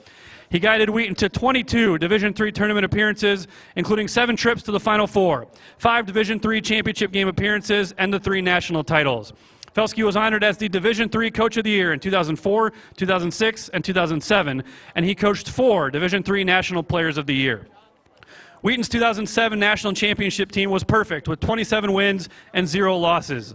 The 27 victories for Pete's team that year is the most ever by a Division III women's soccer program, and Wheaton's 48-match win streak that spanned 3 seasons, from 2006 until 2008, is the second longest in D3 history. Athletics Director Julie Davis says of Coach Felsky, Pete Felsky built our women's soccer program into one of the elite programs in the country. He was an outstanding recruiter and a dedicated coach. More importantly, he has molded young women of character that fully represented Wheaton Athletics and Wheaton College for Christ and His kingdom. Pete, we wish you the best for you, Jennifer, and Hayden in your retirement, and thank you for your many years of service to Wheaton Athletics. Pete Felsky.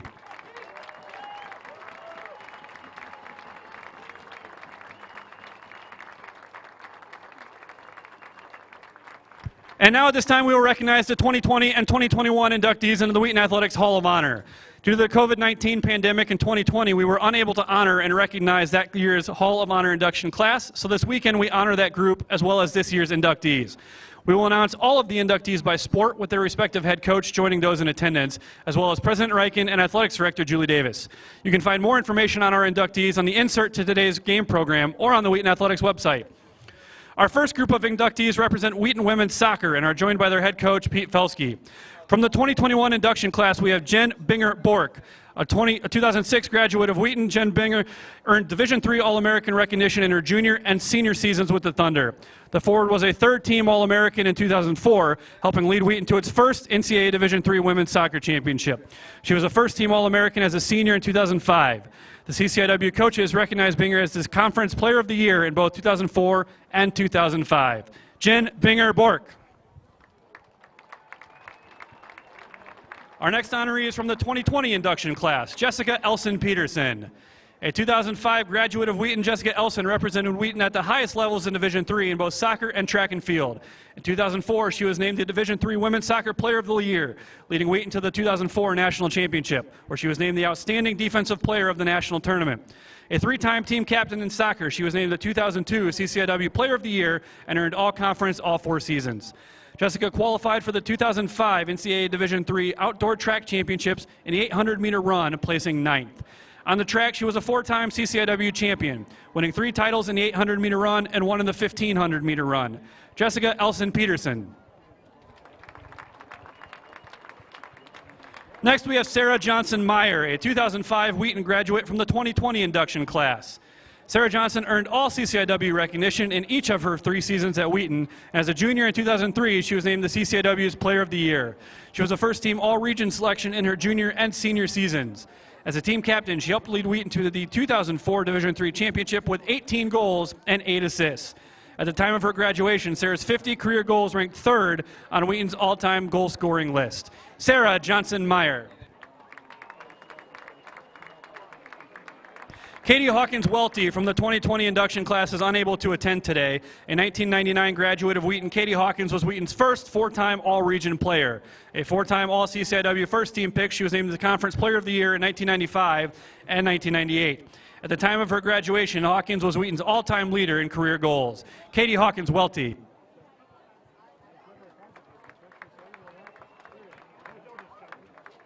Our next group of inductees are from the Wheaton football program and are joined by their head coach, Mike Swider. Coach Swider was inducted into the Hall of Honor this year. His induction was recognized at the celebration of his career on September 4th. Our first inductee from Wheaton football is offensive lineman Brian Deeney from the 2020 induction class. A 2005 graduate of Wheaton, Brian was a 3-year starter at center, including a role as team captain in 2004. He helped lead the program to 3 consecutive conference championships and playoff berths in 2002, 2003, and 2004. Wheaton posted a 32-5 overall record in Deeney's 3 seasons as a starter, including a 20-1 record in CCIW play with 3 conference titles. Both D3Football.com and Football Gazette honored Deeney as a second-team All-American in 2004. He also earned first-team All-CCIW recognition. Brian Deeney. Next, we have Garrett Gramberg, a 2005 Wheaton graduate representing the 2020 Hall of Honor induction class. Garrett Gramberg was an All-American selection at running back by D3Football.com as a senior in 2004. That year, he set the school single-season record with 1,371 rushing yards. He reached the end zone 13 times, averaging 114 rushing yards per game. In 4 seasons, he ran for 2,963 career yards, a mark that was second in program history at the time of his graduation. He scored 34 rushing touchdowns in his time at Wheaton, and his 204 career points was 4th on Wheaton's all-time list at the time. Garrett Gramberg. Next, we have Brad Musso from the 2020 Hall of Honor induction class. A 2005 Wheaton graduate, Musso was a unanimous All-American at wide receiver in 2004 and was a 4-time All-CCIW selection. In 2004, Musso caught a school record 98 passes for 1,293 yards. He finished this campaign ranked 2nd in Division III in receptions per game and was 4th in the nation in receiving yards. In 4 seasons, Musso caught a school record 255 passes. His school record 4,287 career receiving yards was the 5th highest career total in Division III history at the time of his graduation. Brett also set Wheaton's career records for all-purpose yards and punt return yardage. His streak of 38 consecutive games with at least 1 reception is also a school record. Brad Musso. Andrew Day from the 2021 induction class is unable to attend today. Day was Wheaton's career leader in field goals with 32 at the time of his graduation in 2006. He was a first-team All-American at kicker in 2005 and was named to the ESPN The Magazine Academic All-America team and received an NCAA postgraduate scholarship. Andrew Day.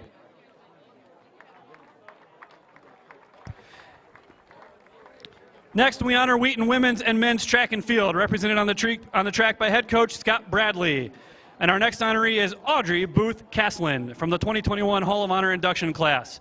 A 2006 graduate of Wheaton, Audrey Booth was a 2-time NCAA Division III All-American in the women's heptathlon.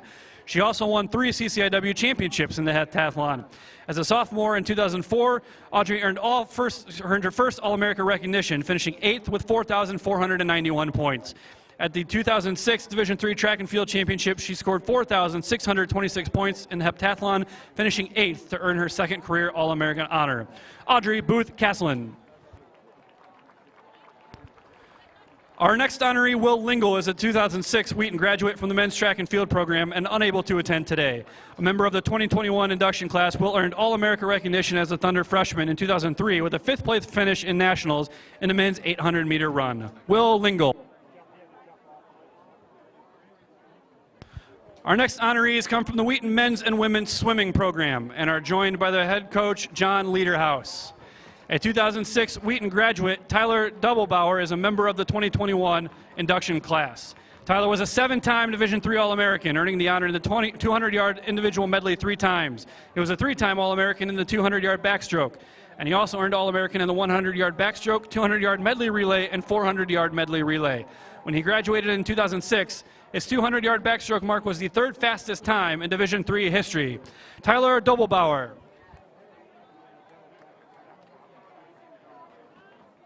Next, we have Sam Giorfi, a 2006 Wheaton graduate from the 2021 Hall of Honor induction class.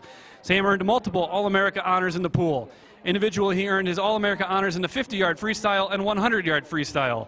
In relay events, he earned All-America in the 200-yard freestyle relay, 400-yard freestyle relay, 800-yard freestyle relay, 200-yard medley relay, and 400-yard medley relay. Sam is the only person to ever win the CCIW championship in the men's 50-yard freestyle 4 times. And each year of his 4 years at Wheaton, he set the school record in the 50-yard freestyle. Sam Giorfi.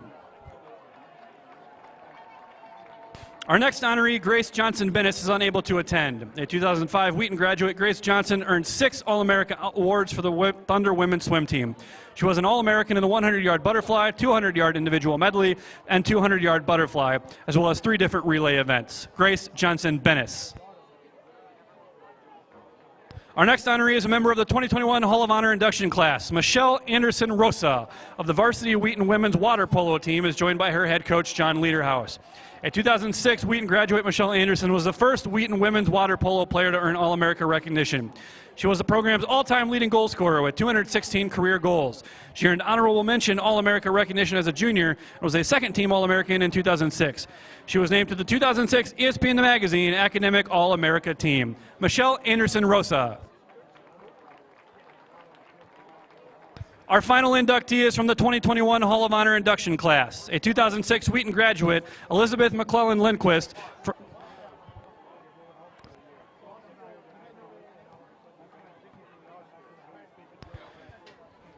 Elizabeth McClellan Lindquist is joined by her head coach, Jane Nelson. Elizabeth McClellan compiled a career singles record of 77-11 in 3 seasons of tennis at Wheaton. She was a 3-time Division III All-American. At the time, she was just the second Wheaton women's tennis player to earn 3 All-American awards. Joining her coach, Jane Nelson. Elizabeth was selected to the Division III Women's Tennis Singles Championships in 2004, 2005, and 2006, and also competed at the 2006 Division III Doubles Championships. She was the CCIW Women's Tennis Player of the Year in 2004 and 2005, also earning recognition as the Conference Championship MVP in 2003. Elizabeth McClellan Lindquist. Ladies and gentlemen, let's give each of our Hall of inductees a round of applause. Thank you. A reminder that there is a post-game reception to honor C-Train, Coach Felski, and all of our Hall of Honor inductees following the football game. That reception will be held in the Great Hall and King Arena lobby in the Krauser Sports Complex and begins immediately following today's game.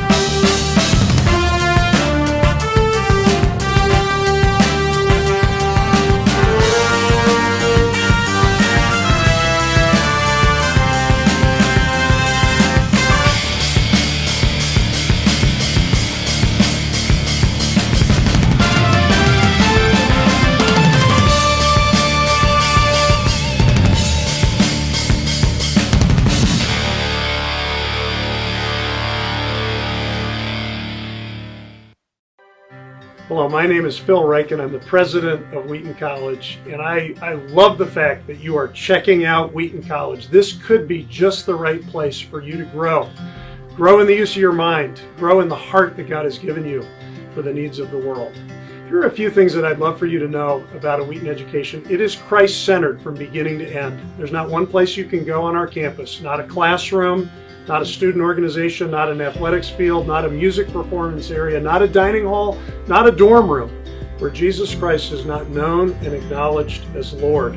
This is a place of grace where students from all different backgrounds and experiences are brought together into one community and learn to love one another in that community. It's a place where people love to see one another succeed and are willing to help you whatever you need. Wheaton College is also an academically rigorous community of a particular kind. We're a liberal arts college, not politically or theologically liberal, but liberal in this sense, that which liberates, which brings freedom. That goes all the way back to the ancient Greeks. We want to give you an opportunity to fall in love with all kinds of different academic subjects as you choose your courses through our Christ at the Core curriculum, as you explore literature and philosophy and the sciences, as you learn sociology and anthropology and political science and just all the different ways of looking at the world. You will see more completely the design that God has for human beings and the potential that we have for doing His kingdom work in the world. And you'll do that under the loving mentorship of our faculty. True expert scholars, in many cases not only nationally known but world-renowned, some of them leading our rich academic centers. They are also people who love to have personal relationships with our students, to welcome you into their homes and into their hearts. For many of our students, this is the place, both spiritually and intellectually, where you can be on a whole campus full of peers and develop your gifts to the very fullest. Iron sharpening iron. Our hope for our students is that they will make the difference in the world for Jesus Christ that someone with their gifts and experiences can make. You have only one life to give to Jesus Christ and to His kingdom. Could it be that Wheaton College is an important place on your spiritual journey that will prepare the way for everything that is to follow? That is our hope, and we look forward to the day when we can say to you, welcome to Wheaton.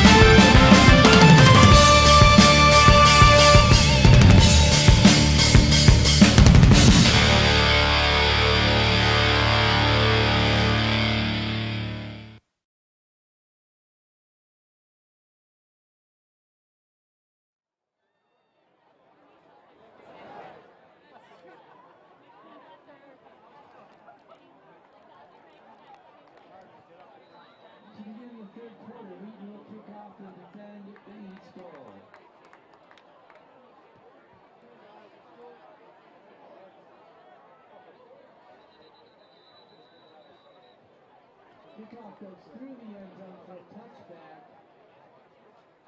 Wheaton ball first down and 10, the 25-yard line. Welcome back here to McCauley Stadium alongside Dan Studebaker. I'm Rusty Lindsay. Thanks for joining us on a beautiful day for football on homecoming weekend at Wheaton College. We saw the opening kickoff there roll into the end zone, so the Vikings will get it from the 25 as Dan will get a look at the first half stats here after this first down play. And again, Augustana rolling with their number 3 quarterback after Jason Grimes went out of the game following a roughing the passer penalty against River Schindeldecker. And that is he gave to the freshman Mike DeGoya as we take a look at the first half stats. Yeah, so total offense, Augie 30 plays for 52 total yards, Wheaton 40 for 267. Leading the way for Augustana is Mike DeGoya with 4 carries for 14 yards. Giovanni Weeks leads the way for Wheaton with 10 carries for 58 yards and a score. Passing, Cole Bardaway is 6 of 11 for 44 yards and a long of 15. Luke Anthony 16 of 24 for 150 yards, 1 touchdown and 1 interception. 2nd and 7 here for Bardwa and company. Rolling right to left on the opening possession of the second half. Wheaton brings pressure. Bardwa steps up, hit as he throws, and then is throwing at the feet of Mike DeGoya. Yeah, we talked about it, right before the half, Rusty, or on the last drive for Augustana on that sustained drive they had deep into Wheaton's territory. To run 30 plays for only 52 yards. You've rushed the ball 13 times for a net of -8. That just makes it really hard when you can't get anything going on the ground and you're going backwards in your passing game oftentimes because he's going to the ground. Just a long day for Augie so far. Yeah, and a big Augustana had a chance down in the Wheaton 19 there with about a minute left in the half and couldn't convert on 4th down. Really would have been a big opportunity for them knowing they were getting the ball out of halftime, but now they're forced to 3rd and 7. Pressure showing and coming for the Thunder, and he's going to be swallowed up. It's a board meeting back at the quarterback. Herber, Lee, who else coming out of there? McCray, all sandwiching Bardwa for a sack. Rusty, just reflecting on our conversations from the first half, it probably sounds like we're a little negative on the offense. We're leading 21-0, in complete control of the game. But it's just one of those things. If you want to be a top 5 team and have a chance to play for a national championship, it just can't feel choppy. It feels a bit choppy right now, and I expect Wheaton to get on track here in this half as they ended on a pretty sour note to end that first half, and they just want to get something going and get the train rolling. Well, and we weren't able to air the lookout. Blocked! Punt is blocked. Wheaton brought the house, and it's going to be covered at the 20-yard line by the Vikings. So Wheaton with a very short field. That punt unit making up for some other special teams errors today as they brought everybody, and Weir couldn't get it away. Yeah, and again, there's been more talk about the negativity on the special teams and some of the miscues that they've had, but it's all made right when you have a play like that totally just gobbles up field position and gives Wheaton a great start here now on Augustana's 23-yard line. Jalen Schaefer, the linebacker, making the block of Weir's punt there. So Wheaton takes over at the Augie 23-yard line. Anthony will give 2 Weeks running to the right side. He'll go outside 20, 15, 10, 5. Gio, did he make it in? He stepped out. So they're going to get about the 2-yard line. Pushed out at the 2. 3 maybe. Great edge blocking there to get Giovanni Weeks sprung all the way out behind the pull from Wall and Hibben. Great blocking, and just watch him turn on the juice. I mean, Adam he's just Tarini got so also. much speed. Adam Tarini and Terrell Brown, the wide receivers out there, making some great blocks as well. Touchdown saving tackle made by, I think that was not going to catch him. Dakota Straight. And that time Weeks will just tiptoe right into the end zone. Just an easy play. Great start to the second half by Wheaton. You get a block, a great defensive stand, right? Just get him moving backwards. No positive yards. Ended the first drive with net negative yards for Augie. And then block a punt, 2 plays in, 28-0 Wheaton. I mean, that's how you want to come out of halftime right there. Exactly how you want to come out is just all systems go, firing on all cylinders. So Bickle to hold the extra point, and we have motion before. Looked like Augie was trying to jump. I'm not sure. Maybe we false start. False start. That'll be penalty number 5 on the special teams unit. 5-yard penalty. And Wheaton's 7th for the day for 55 total yards. I mean, this is, and you want to remain as positive as possible, but this is just the stuff that can't happen. This is an extra point. Yeah, and I think, and again, like we were saying, we weren't able to air the pregame show because of the issues with the file, but Jesse talked a lot about process and how they had bought into the process of building on little things and wrapping up little things to continue extra point is to continue to make this team reach its ceiling. Those are the things that stop you from doing that. Well, I've known Coach Jesse Scott for close to 20 years now. We played together. I helped recruit him when I was a player, and you know, he's always been a guy who's very, very systems and process driven, right? So to hear you talk with him and hear you say that, like, that's not surprising to me at all. He's somebody who wants things to go the same every time, right? This is how we do it. This is Wheaton football. This is what we're about. Well, Once they do that, look out, because they have the talent. They're loaded with talent. The frustrating thing is this comes on the heel of the promising postseason run being cut short by penalties.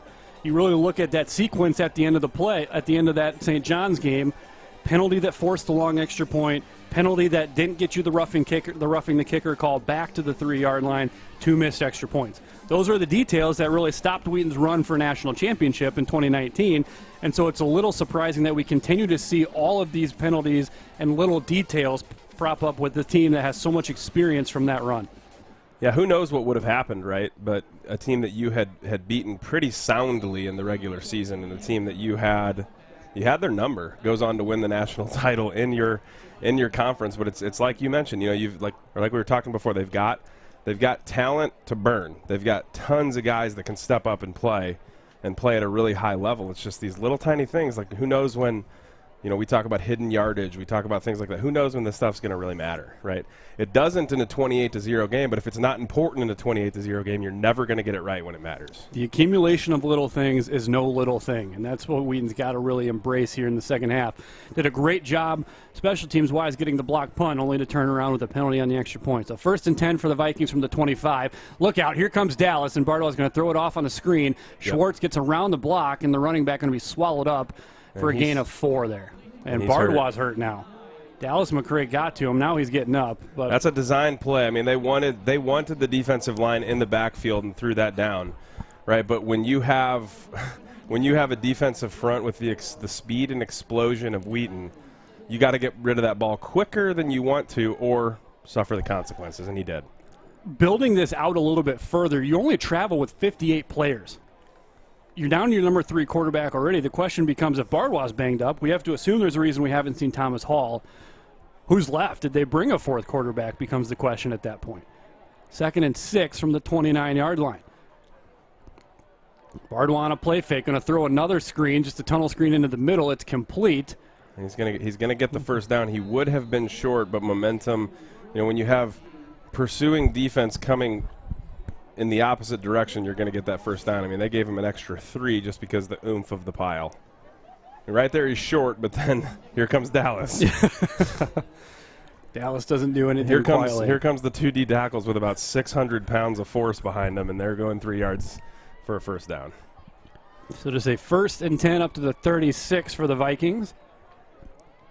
Again, this is a series that was dominated by the Vikings for so long around that national championship run, as they gave on first down with nowhere to go. Dallas swallows that one up at the line of scrimmage. But Wheaton has won 13 straight. I mean, just watch this on the replay. You know, you've got Dallas McCray, who just creates separation right here. He's not at the point of attack, but stays with it, comes underneath, shucks the block, and gets in on the tackle, and then it's a tackle by committee. I mean, that's one of the ones in the stat sheet you just put Wheaton, right? Who knows who got that one? Yeah, and it feels like as much as we talk about Dallas, he's been playing a little bit in the shadow of Jake Holliday through the first few weeks. Holliday's been so good and exceptional. We didn't really call Dallas's name much against North Central because he was matched up with Sharmore Clark, but after Jake Holliday comes off a week last week where he's named a D3 Team of the Week, I think Dallas has a little bit of a back and forth going on with him.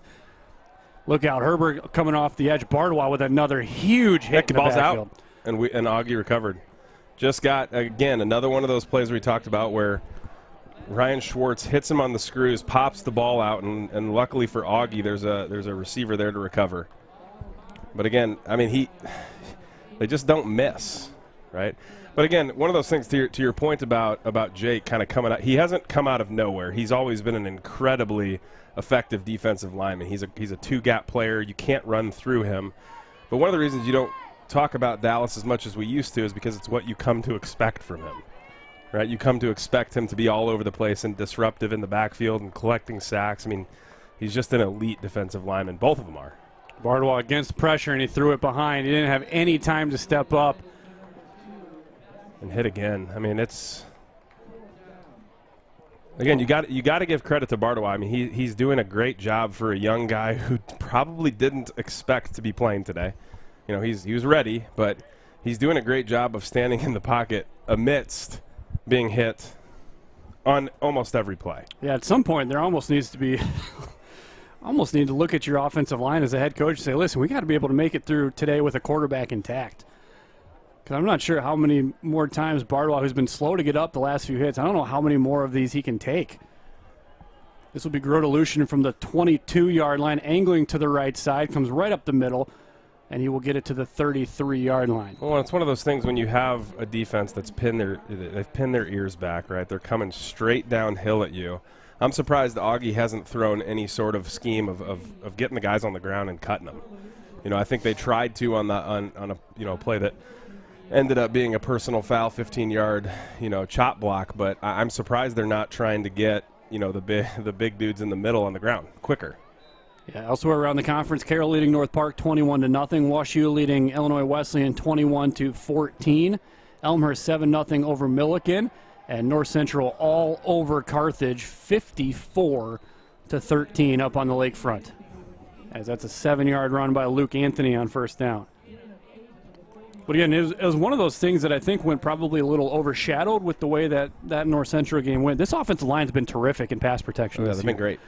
Luke Anthony, I think, has sped himself up at times, but there has not been many times, even in that North Central game, where he was in any kind of duress, and he has had time to get through his reads a lot.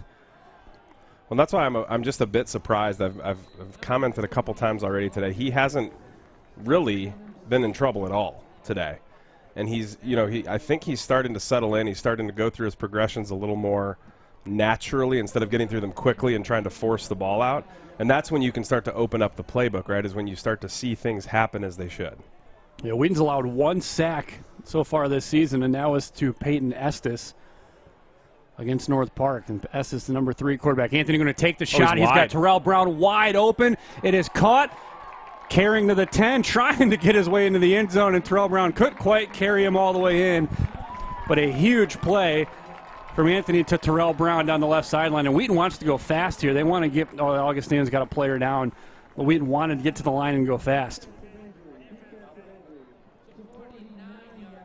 And that's Gio Marusti, who made that tackle, is the injured Viking. Yeah, Terrell Brown with some speed out there. He had to kind of wait and settle under that ball. Didn't quite hit him in stride, but that's a long throw across the field like that, and just a really good play to a young guy to just go up and gather it.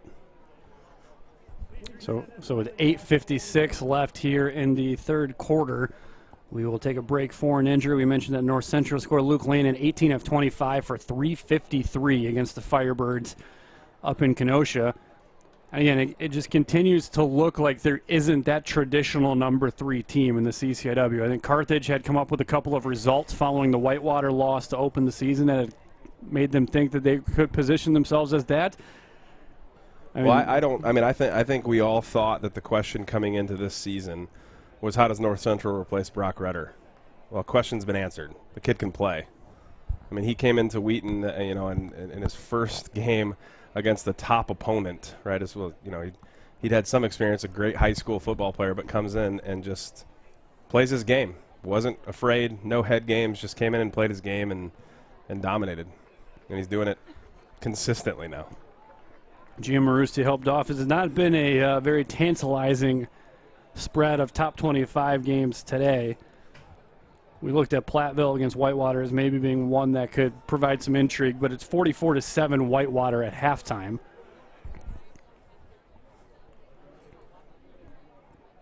As Anthony looks over the defense, we get set to go here. First and goal from the 6. It's an area of the field where Spencer Peterson becomes pretty predominant as a pass catcher. Give us to Weeks on the counter behind Peterson, cuts inside, and he's going to make it into the end zone. He's piling up the yardage and piling up the touchdowns today. That's his 3rd of the day. And that was another part of that pregame interview that we didn't get a chance to air, is that Jesse's got me a great point that he hadn't played a football game since 2018. He came into camp, tore his ACL towards the end of camp in 19. Obviously, you lose 2020, so he's going to continue to get better. He just hasn't seen game reps in 3 years.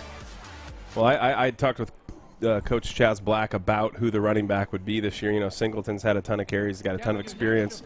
Who's going to be the guy? And he sent, you know, he sent the message pretty quickly that he said Giovanni Weeks might be an all-North player. I mean, he's that talented, and he is the bell cow, clearly. Yeah, so far for Weeks today, now 14 carries, 91 yards, and 3 touchdowns. That'll put him over 600 yards rushing for the season. He comes into today averaging about 125 yards per game on the ground. And again, in total yards, he's 20th in the country. He probably gets there again today. I mean, as you mentioned in the pregame show, this is not going to be, they're not going to take their foot off the gas. I mean, there's no love lost between, I think, any team in the CCIW with Wheaton. But as you mentioned, with that early season loss, you know, to North Central, Wheaton has to put up wins in style. They have to dominate people. So Gallagher has been pretty consistently in the end zone with his kickoffs going this direction here in the second half. A short one. And he will pop this one up. This will be taken at the at the 6-yard line, angling to the left, and they won't get it out to the 20. Augustana had been pretty good about using the fair catch in those scenarios, but I think they might have been lulled into forgetting about that with the hang time that Gallagher put on that one. They're going to set up at the 18, maybe 19-yard line here. Ball is marked at the 19-yard line. First down, Viking. Didn't get the name in time there, but Jalen Schaefer on that play. Just an absolute grown man play on the kickoff team. Ran over his blocker, did not miss a step, continued to run through him and made the tackle. Well, Schaefer's the one who got that blocked punt to start the third quarter here. So impact plays when you get the chance, plays. man. Yep.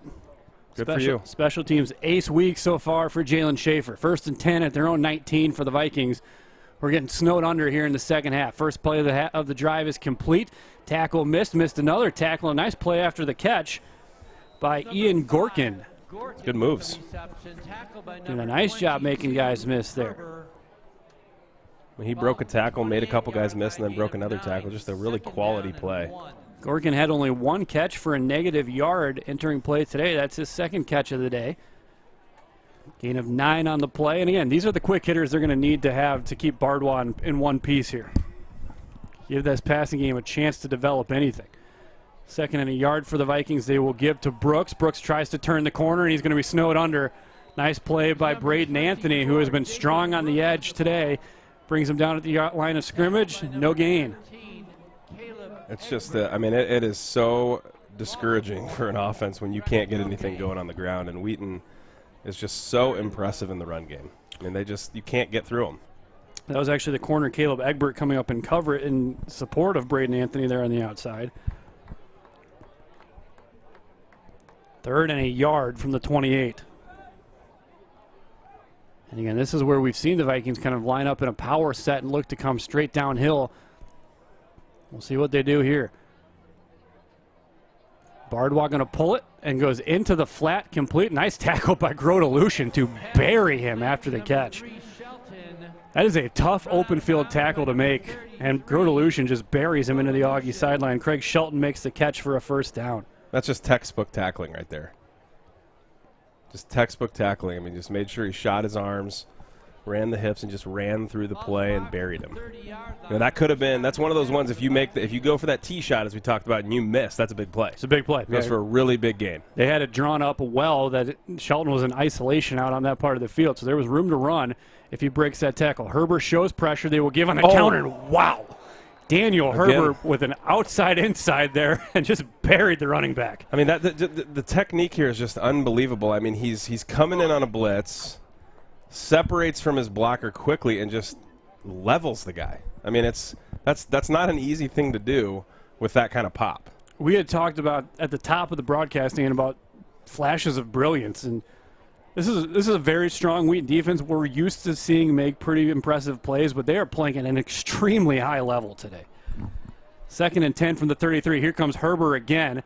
Bardwell's going to go up the rail, looking for Linshow. Pass was incomplete And great coverage there by Egbert to blanket him on the sideline, and it'll be 3rd and 10 for the Vikings. Well, when you make a stick like that, like Herbert just did, coming on a blitz again, but on the previous play that we talked about where he leveled the running back, what you do is you get them off tempo, you get them off schedule and behind the chains, and now they're in a 3rd and long. So what happens?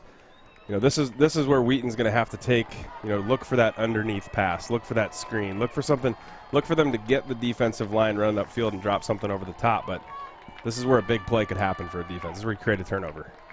They're going to stand up Schindeldecker. They're showing pressure up the middle, and they will only bring 3. So dropping 8. Bardwell into the flat, complete to Gorkin, and then Herbert is going to swing him down to the 30, right at the line of scrimmage. They'll give him a yard for forward progress.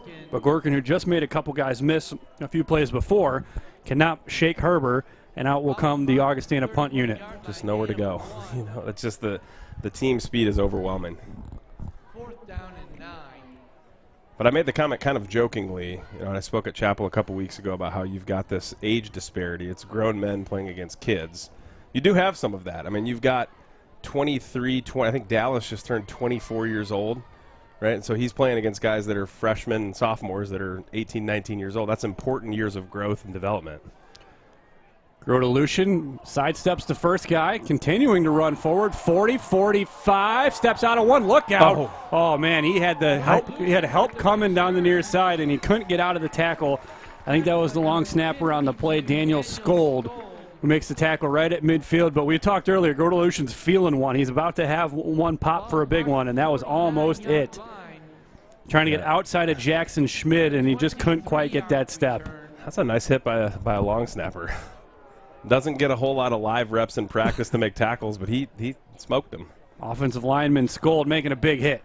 1st and 10 on the Augustana side of midfield for Anthony, who sits in the gun with Singleton, and will give on 1st down, and Singleton going to be met at the line of scrimmage, will spin and backpedal for maybe a yard. Number 21, Kristen Karstens with the ball. And correction, that is Karstens, not Singleton. 50, Swanee. 21, not 26, taking the carry there. Down and 9.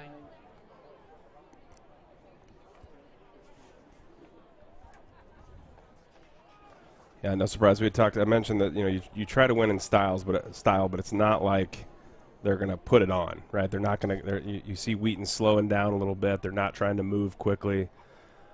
Think they missed a false start on that, but we're okay with that. Yeah, we've been saying that a lot, and I think it is part of a bigger issue when you really look at. Yeah, 100%. Graham got away with one there.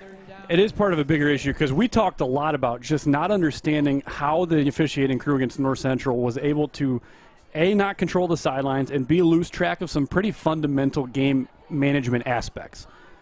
But the crew today is missing out on things that we've seen several pretty obvious false starts. That it's not really a great look for the CCIW that you continue to, nice catch there made by McJunkin across the 40. It's not an encouraging look for the conference that this is what you're seeing week in and week out, that they're missing the basics. I think one thing that's been coming in the game of football is you're not seeing a whole lot of youth and people entering the ranks of officiating, right? So you're not seeing, and I'm not saying that these are not older guys out on the field, but you're not seeing you're seeing people retire and leave the game, and so you're seeing high school referees be elevated to the college game more quickly than they would be because of a shortage. Tucker on a fake pitch, and he will keep it up the middle for a gain of 7. It's a QB right there. I mean, it just so explosive. Once he makes the decision to run, puts his head down and Cole Romano takes a D lineman head on, he goes backwards. Cole Romano got put on an island there and was left grasping for Tucker. 2nd and 3 at the 32. But I don't think Cole Romano thinks that a quarterback's going to bring that kind of wood with him. Karsten's back into the game. Getting some significant time on this drive play. Fake, they're completed to Torini, who absorbs the hit and makes the catch down inside the 20. Give him the 17-yard line. Torini, who made just one catch in week 1, starting to get back to the production we're used to seeing from him, coming off a 1,000-yard receiving season. He's just the guy you can count on to make a catch. He's a guy you can count on for the needed yardage for a first down, but he's also that guy that can take the top off. Haven't seen him do that a whole lot yet, on an island, with a corner, but it's it's coming, right? You think the defense softens up at some point, and he'll get a shot. 1st and 10 from the 18 as Anthony's well protected. As we looking speak. for Tarini on the post. Touchdown, Thunder. As we speak, he does it. Puts his foot into the ground, and Augustana's looking around like there should have been a safety there, probably a coverage breakdown, but Tarini with a pretty easy step, go, and into the end zone for a touchdown. Well, I think if we look at the replay, the safety was there. He just got beat by speed, right? He just took the inside route towards the post and got a great ball over the top and made the play. As Wheaton, probably as shaky as we talked about them being in the first half, Dan, this has been an equally impressive third quarter. I mean, it's gone as well as it possibly can, I think, right? Yeah, you take away the penalty on the extra point, this feels like a pretty clean quarter. It's going to be really – this is the type of thing, as we talked about. We don't want to sound negative, but this is the type of thing when you see this team put it all together, look out. I mean, that's who you expect them to be.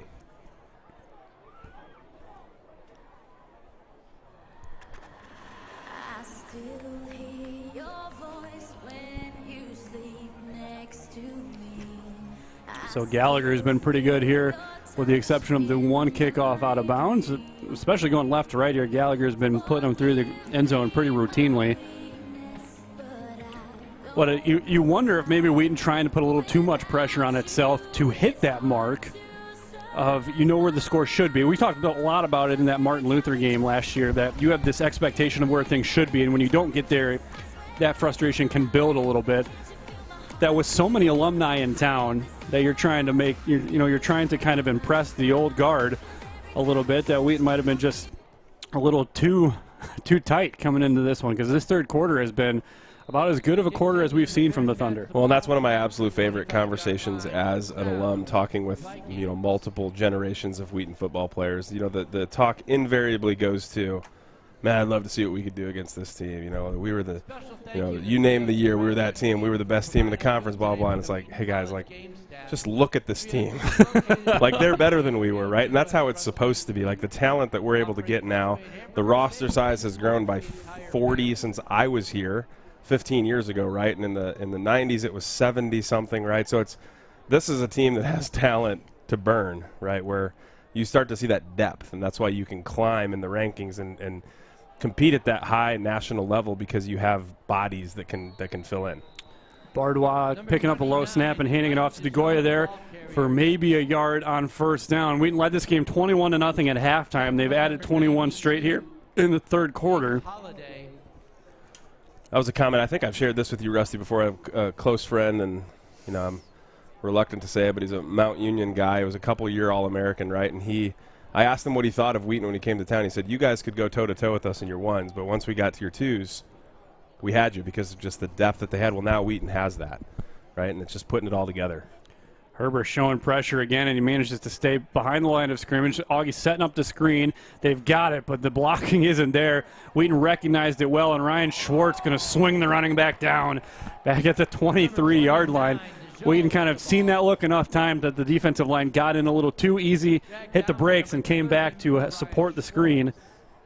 You see, Holiday felt that. He was just a half step too far upfield when he realized, and he almost got that big hand up there and blocked it. Looked like Dallas kind of diagnosed it pretty quickly and carried the lineman out of the play there. Well, when there's three of them on you, he was being triple-teamed on that play too.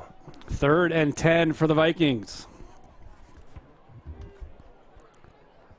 Bardois 13 of 21 for 69 yards today. He's been sacked 4 times, been under constant duress. He's looking across the middle, trying to go down the sideline, and incomplete.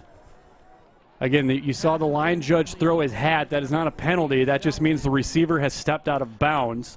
So at that point, you're concerned about an illegal touching coming in. So even though the hat got thrown, that's not a penalty or anything. I'm surprised they haven't made Craig Shelton more a part of their game plan. I know they've tried to go to him a number of times, but he's listed as 6'1", 210, but he looks bigger than that. He looks bigger than that, and he can move. And he looks like a guy who could be a playmaker. But that part of that is they just can't get him the ball because the quarterback's under duress.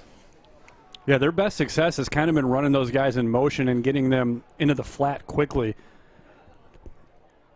As this punt by Weir.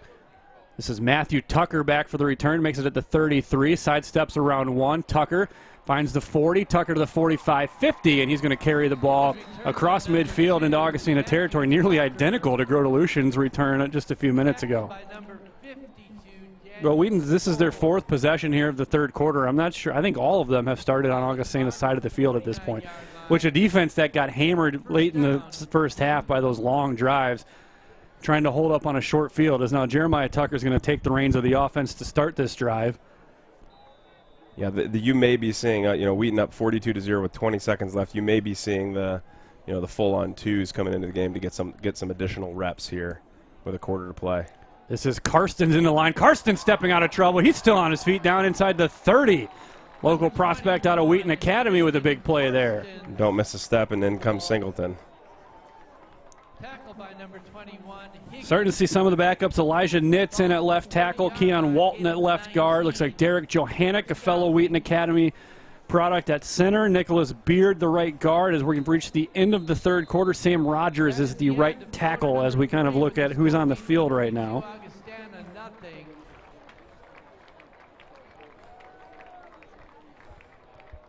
That's as good a quarter as we've seen from the Thunder so far this year, after a pretty sloppy opening half.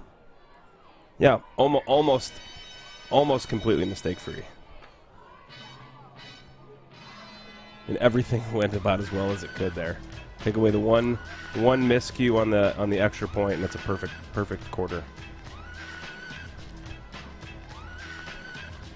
Yeah, in front of a packed house here at McCullough Stadium. A lot of these alumni very excited to get back on campus after not being able to last year.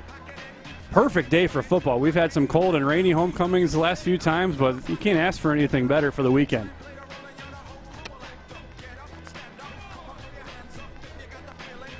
Well, and we've talked about the strength or weakness of the CCIW being as top heavy as it is, but you never want to schedule like the easy team in the conference to put on a show. But Wheaton's doing everything it can. These guys there's a lot to be proud of in Wheaton football today.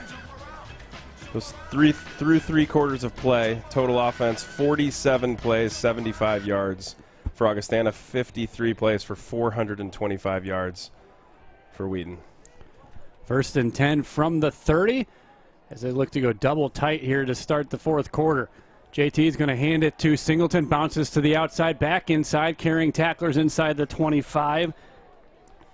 And we heard Coach Swider talk about it when he was up here with Tim and I in week 1. There's a lot of 2nd, 3rd generation Wheaton guys. As you talk about a homecoming atmosphere, parents played for Wheaton football, so this is big for the brand, so to speak, of these guys getting to have their fellow alumni alongside with them. We get to watch their kids put on the same uniform and colors that they did. 2nd and 3 from the 23 here for Jeremiah Tucker. Play fake, rolling to his left, pressure in his face, makes it miss, and just too many bodies to get away from. A nice play made there by the Vikings, number 55. That's Andrew Zura, who makes the tackle. Taken down by number 55. Wheaton hasn't had many negative plays in the running game. That was one of them, as we look at the 3rd quarter stats there. Yeah, leading the way for Augustana rushing is Mike DeGoya at 7 carries for 18 yards. The big disparity in rushing is Cole Bardaway is 4 total carries for minus 32 yards. Giovanni Weeks leads the way for Wheaton with 14 carries for 91 yards and 3 scores. Sam Singleton chips in 5 for 48. Luke Anthony is 20 of 28 for 237 yards and 2 touchdowns. Adam Torini's 6 grabs for 68 yards. Bobby and Sierra leads the way for Augie with 3 catches for 22 yards. And tackling, Bro Blackford is 7 total tackles. Ryan Schwartz with 8 total tackles, 1 for loss. Dallas McRae with 5 tackles, 1 half sack, 1.5 tackles for loss. Wheaton keeping the offense out here, 4th and 5. This is kind of that awkward territory where you don't want to run it up or anything, so you just give your 2 some reps. 4th and 5 from the 25 after the incomplete pass. Going to be Terrell Brown to the left, along with McNeil Stout. And Jesse's going to have to call a timeout. Play clock was already at 3. It took him a long time to kind of figure out where they were going. And that would be Wheaton's first time out of the second half. Sponsor of Wheaton Athletics, Vinnie Rachel State Farm Insurance Agency. For more information, visit Yeah, that was a coming into the third quarter. Wheaton had 253 yards of total offense and put on another 200 yards in that third quarter. Pretty dominant quarter for sure. Yep. Augie has 8 punts for an average of 32.6. John Bickle leading the charge with 1 for 59. And that came on the heels of a penalty that we were a little unsure of. He had already just burned a 50-yarder that was negated by a penalty, and he went out and dropped a bigger one the second time at 59 yards. Well, and a couple things to take a look at as you look at the success of an offense or success of a defense, right? You look at third down conversions. Augie's 3 of 12. Wheaton's 5 of 7. Red zone chances, Augie's 0 for 1. Wheaton's 5 for 5. When you look at total offense, your yards per play, Augie's under 2. Wheaton's at about 8. 8 yards a play. 4th and 5 coming up here for the Thunder as Tucker looks over the defense alongside Christian Karstens.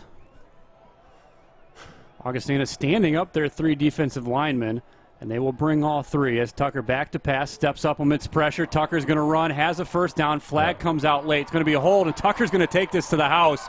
But he wouldn't have got there without the hold on the first block. So this play is going to come back. As Tucker went sprawling into the end zone there at the end. Well, this one's going to come back. Offense number 69. It's a 10-yard penalty. Remains 4th down. Elijah Nitz, the guilty party there, so those points will come off the board. Yeah, and that's always a frustrating one for Elijah Nitz. Right, the junior comes in as a second teamer. Big play by Jeremiah Tucker to take this all the way to the house, only to have it called back. It's frustrating, but it's one of those things. It happens. Right? Yep, nice blocking downfield by McJunkin. So now they're going to give Gallagher a chance here. It's a Wheaton field goal operation that doesn't get a chance to operate a ton. They're just 2 for 3 so far in the season, and this is going to be a big one.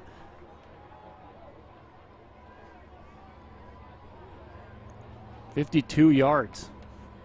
Good snap, good hold. Gallagher got the distance. That's good. Tommy Wow. kicked from 52 That's into the wind. Good. That would have been good from 55. He had more, yeah. Wow. 24 left in the 4th quarter. Well, and that's something, in years past we've needed too, Rusty, right? Where you want to be able to count on that, and that's a big league kick right there. Yeah, that's a play that really comes in handy in a couple weeks at some point. Yeah. You just never know when that one's going to come in handy, but my goodness.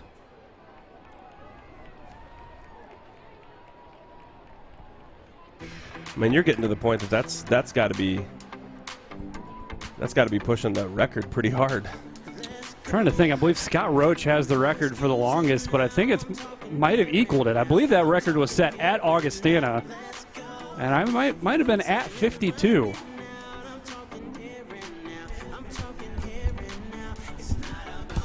Yeah, I remember one of the years that I played. I think it was my freshman year. Augie had an All-American kicker, and we were in Rock Island, and he held the NCAA record at one point, the Division III record at one point, and we got a finger on it to end the game.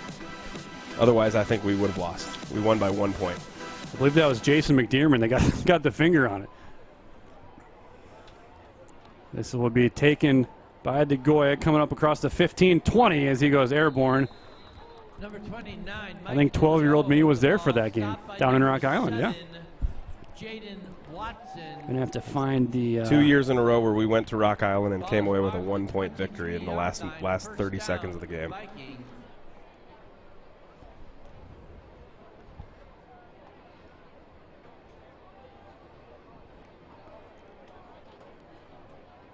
So Bardwalk continues to lead the offense out, and Augustina's kind of, I wouldn't say stuck here, but looks like Thomas Hall is out. You've lost your number 2 quarterback in Jason Grimes, so Bardwalk, who's taken a beating, continues to come on out here to lead this offense. 1st and 10 from the 23 following the return. He will give on first down. A little bit of a crease bouncing to the near side, and Gamicha brings down the ball carrier, Ben Riddell, for a gain of 4 or 5 there. Yeah, good second effort by Riddell there. I mean, there was nothing doing up the middle. As you see there, Wheaton hasn't missed a beat on the front line with the starters coming out, but just a really good second effort to see a nice gain there. 6 yards. So Sam Cody holds the program record for a 53-yard field goal. So missed it by 1 yard. 2nd and 4 from the 29 for the Vikings. Looking into the flat, that is Gorkin. Gorkin will dance outside, inside, finally finds a little bit of a pocket to escape from, and he gets to the 35-yard line to move the chains. Tackle by number 41, Shafley. It's a first down for the Just a really good play by Grodelution there. That could have gone for a bigger gain, but he muscled up on the wide receiver and just made the receiver go back inside where he had help in tackling. 1st and 10 at the 35-yard line for the Vikings. Bardwell 14 of 23, 75 yards on the day. And he will hand off on 1st down into the line. And again, we saw the two start to work in on the other side of the ball. Starting to see some of the same here on the defense. 22 Radel with the ball. Right now it's still Shafley, Grodelution. Seeing Stephen Watson, the senior, back in there at safety, and Egbert, the corner. Still got a decent amount of your starters in there. And I know that one of the things you see offensive replacements go in or offensive subs go in quicker because you've already scored your 45 points, but the defense takes pride in that shutout, and so they're going to hold off as long as they can. But you'll start seeing those guys, as you have already, start to shuffle in, and you'll see the full second unit here. Yeah, this is really Wheaton's nickel package. They've got an extra defensive back on the field. So Bardwell back to pass. Gramicha coming with pressure, going down the sideline, and incomplete. Shafley in coverage against Jake Litton. So Fielding Davis is in at middle linebacker. Yeah, good coverage there by Shafley. I mean, one of the things you don't want to see, one of the few times that Bardwell has had the ability to stand up in the pocket and have time, you just don't want to get beat on that. The saying, nothing deep, nothing cheap. You don't want to get hit by that home run ball after you've had this, very, very good day on defense. You don't want to have one play, wipe away your shutout. Schindel, Decker, Holiday, and Anthony are the three defensive linemen here for the Thunder on 3rd and 8. And Wheaton's showing pressure coming off the edge. They will bring 4. Gamicha comes late, and it is complete behind the receiver, but he makes a nice catch and a great open field tackle by Watson to bring the receiver down shy of the 1st down line. That was Jordan Vesey who made the catch. That's the 3rd time Bardwell has delivered a ball behind a receiver where they made a one-handed catch to bring it back in. I mean, it's not an easy play to make, so credit to Augie for making the play and taking a big gainer. Yeah, he has stepped in and slung it a few times in the face of pressure, but his wide receivers have really given him the benefit of the doubt, making a few of those one-handed catches. And they will bring out the punt unit on 4th and 2 from the Wheaton 43-yard line. And Ware will send this one away. Grodelution back for the return. Calls for the fair catch and will step aside. That ball takes a fortunate bounce near the sideline and will be out of bounds on about the 16-yard line. Yeah, up 45 zip now. You've got, there's no point in, trying to make anything special happen right there, especially knowing that, how easy it is to have a miscue in the punt return game. But this is a drive I expect with 10:28 left in the 4th quarter. I expect this to be some pretty steady ground and pound and just try to wind as much time off the clock as you can here. Final score from the Lakefront: North Central 64, Carthage 13. Kaminsky goes for 140 and 2 touchdowns. Lehman throws for 353 as the Cardinals pretty convincing against the number 3 team in the CCIW so far this year. As that pass and catch is made to Eli Odell. As Odell will get about 5 there. Elsewhere around the CCIW, Elmhurst 21, Milliken 7. Elmhurst trying to get their first win of the year after giving up a 50-burger to Illinois Wesleyan last week. Speaking of the Titans, down in St. Louis, they trail WashU 35-14. Titans having a rough year, coming off their 1 win. 2nd and 5, and this is Tucker on the keeper. Cuts back to the near side. Tucker showing it off, and his feet slipped a little bit, but he gets the 1st down to the 31, give him the 32. And just watch this on the replay. Just incredible vision by Jeremiah Tucker to be able to step up, sees the lane, makes a cut, makes another one, and just, incredible vision to find the tunnel and run through it. Carroll 27, North Park nothing down at Foster and Kedzie. Yeah, that first game of the season, that Carroll Wesleyan, right, where it was the first conference game of the season, that was one of the ones where it was a head scratcher because Carroll has not been, since joining the conference, has not been very competitive. And you saw that and you wondered, did they arrive? But then as we found out that Wesleyan is having probably one of the worst seasons in Normesh's 35 to 40-year career. Yeah, I mean, they still do have North Park ahead of them, but it is hard to see the path to a winning season for Illinois Wesleyan, and those years have been few and far between in Bloomington. 2nd and 10 from the 26. As Tucker will show the pitch, and now he's going to go inside, back outside, and now he explodes down the sideline, 40-45, and shoved into the Augustana bench just shy of midfield. Yeah, I was going to say there's going to be a flag for 15 more yards for Augustana.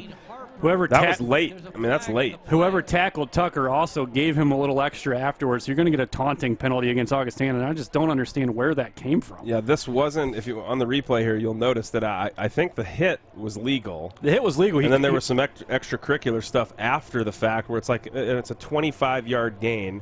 You're down 45 points. This part's fine. You're going to watch the defender get up. Okay. That might have been on Tucker. Yep, that might have been it. Didn't see that part. After the play, unsportsmanlike conduct, number 3 of the offense, a non-football act. That penalty assessed 15 yards from the end of the run.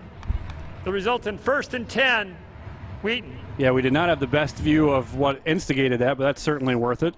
And well diagnosed by the crew there. That is number 3's first unsportsmanlike act. Yeah, so essentially wipes out the gainer. It does less than wipes it out. Does remain a 1st down. I think they need. I think the chains need to come back with it. Yeah. He did achieve the 1st down, so the chains need to come back with it. And it's after the play, so I believe the chains need to come back with the. 1st and 10. Yeah, as I said, we got to bring the sticks back to the down marker. Still waiting on that to happen here. One of the chain guys is on his phone over there, it looks like.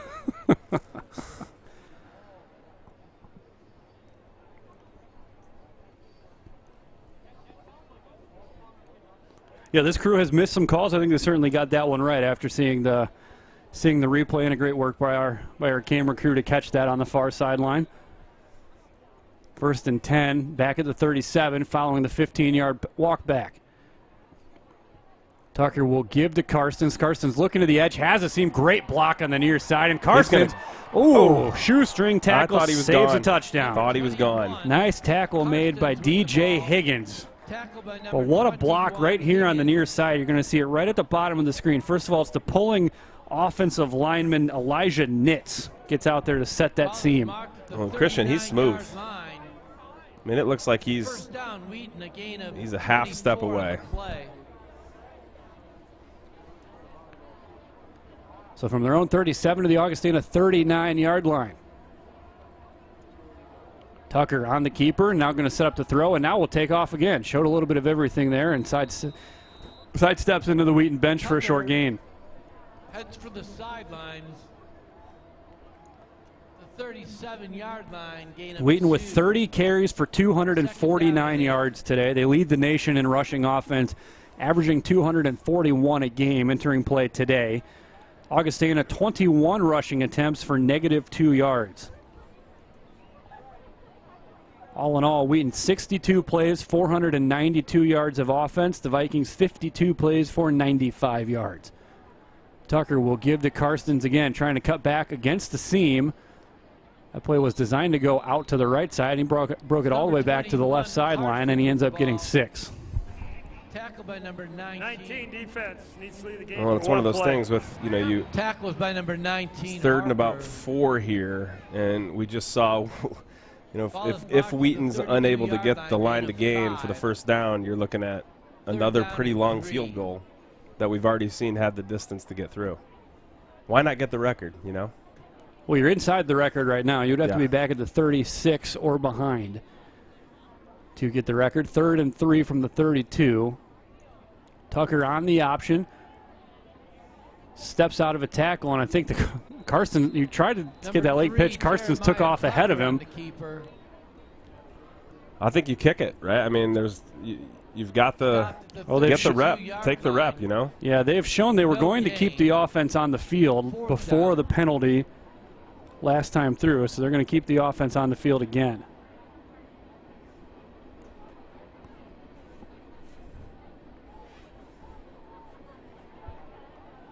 Jack Diavola, the transfer from Occidental, onto the field at wide receiver here for the Thunder. First time we've seen 87.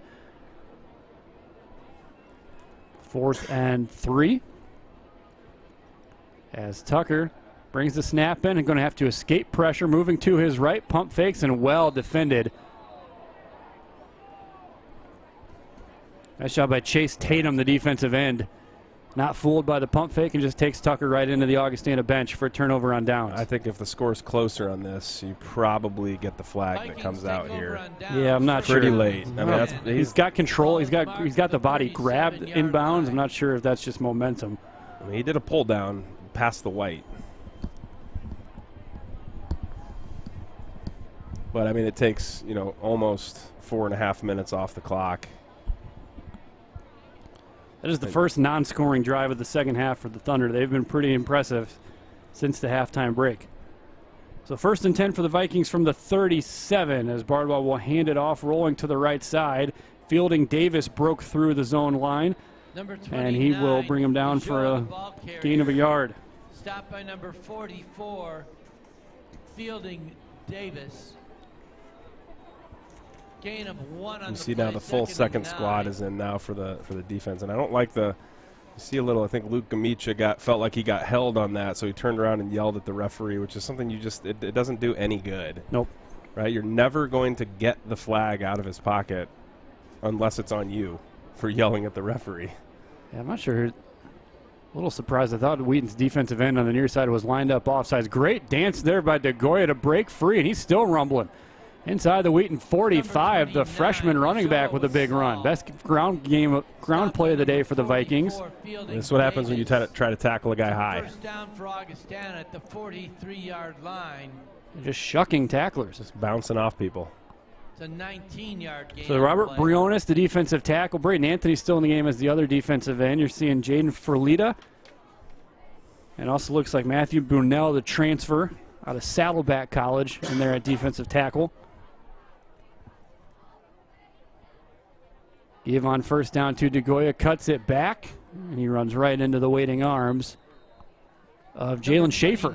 Schaefer continues to build on an impressive special teams day. Wrapped up by number 50, Jalen Schaefer. Gain of 2 to the 40. I think Augustana, given the way Bardwa has been peppered here in the second half, I think they're probably wise to keep him at least in one piece and keep handing the ball off here.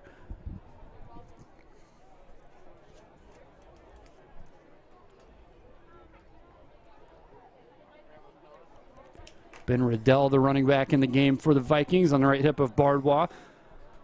As Gorkin motions right to left for Augustana. 2nd and 8, Wheaton 41-yard line. Wheaton does bring pressure. Bardwa looking to his left, going up top on the wheel route, and he threw it just behind him. Pretty nice ball. Intended for number 80.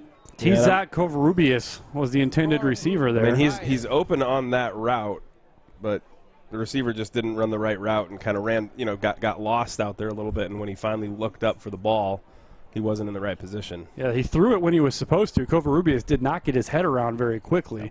Just too late to turn around and look at it, and because of that, it's an incomplete pass. But I mean, I thought well-delivered ball, you know, good blocking up front. But you're finally starting to see with the second unit, and you see that cut block coming in on the blitz and put him on the ground and gave plenty of time. 3rd and 8 for the Vikings here. And that pass is completed. And a big hit made by Watson, but not before he drilled that ball in there to Kovarubius, who just got lost on the previous play. Makes the catch that time, his first catch of the year.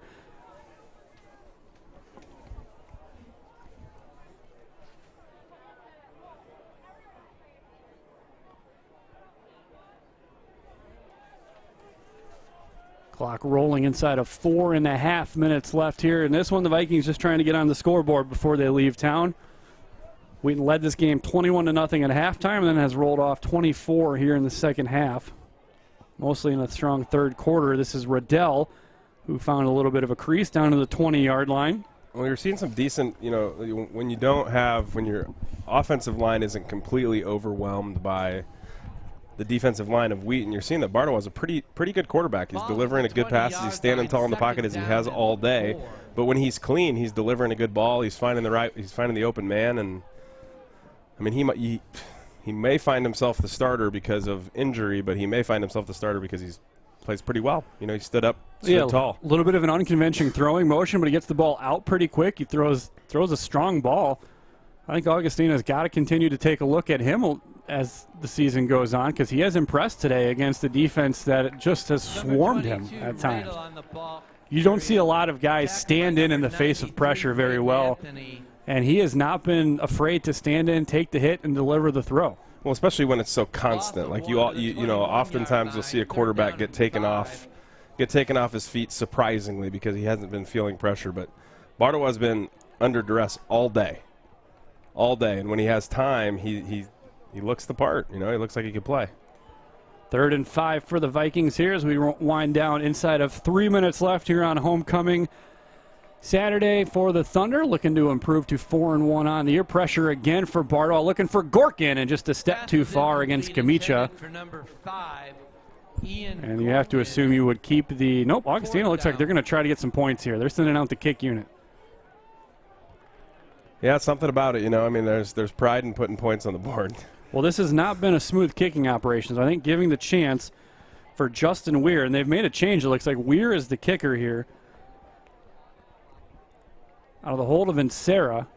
Weir is 0 for 1 from 19 yards on the field goal operation, and a timeout called. Wheaton did not have personnel on the field. Wheaton, number 2. Their second timeout of the half. Ladies and gentlemen, at the conclusion of today's game, fans are not allowed on the field due to COVID protocols. After 10 minutes, parents may feel free to contact with your son as the teams exit the field. Thank you for your cooperation. CCIW scores. Elmhurst 21 minutes, 7 quarters. Carroll 27, North Park nothing. So this will be a 36-yard attempt for Weir after the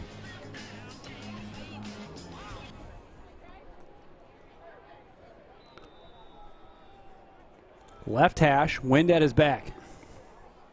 Out of the hold of Insera.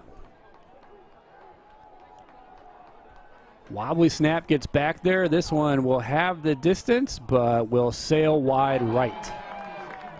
So the shutout stays intact with 2:36 left on the clock. Yeah, and I'm obviously, as a Wheaton alum, former football player, defensive player, I love to see that the shutout is intact on homecoming. It's something as a defensive player you just take a ton of pride in. And I've just been really impressed by Coach C.J. Nightingale and his defense. And, I mean, he seems to time up the blitz on the right time. I mean, he just gets it right. I mean, he's got players. He's got tons of talent. Wheaton came into play today averaging about 13 points allowed per game, and I think there's some pride in these guys coming in late after they gave up some late points to North Park, gave up some late points to WashU last week. I think you saw some pride come out there at the end to stand tall and keep that 0 on the board.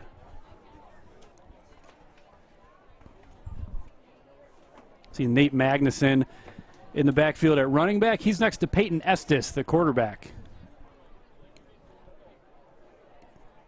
We are down to 2 minutes to go in this one. This will be Magnuson on the carry, tucks it back inside, and he is met by a strong tackle by the freshman Trey King. You know, to your point last week, Rusty, about, you know, the North Park game, that game, even though North Park kind of, you know, surprised Wheaton and jumped out early, you know, I think there was never really any concern that Wheaton was going to lay down in that game. But, again, we've talked about who this team wants to be, who Coach Scott aspires to be as a program. You need to finish. You just have to finish. Estes rolling to his right, going to throw up top. He's got a man with a step, and that ball is incomplete. Intended for Will Eggleston. First three and out of the day.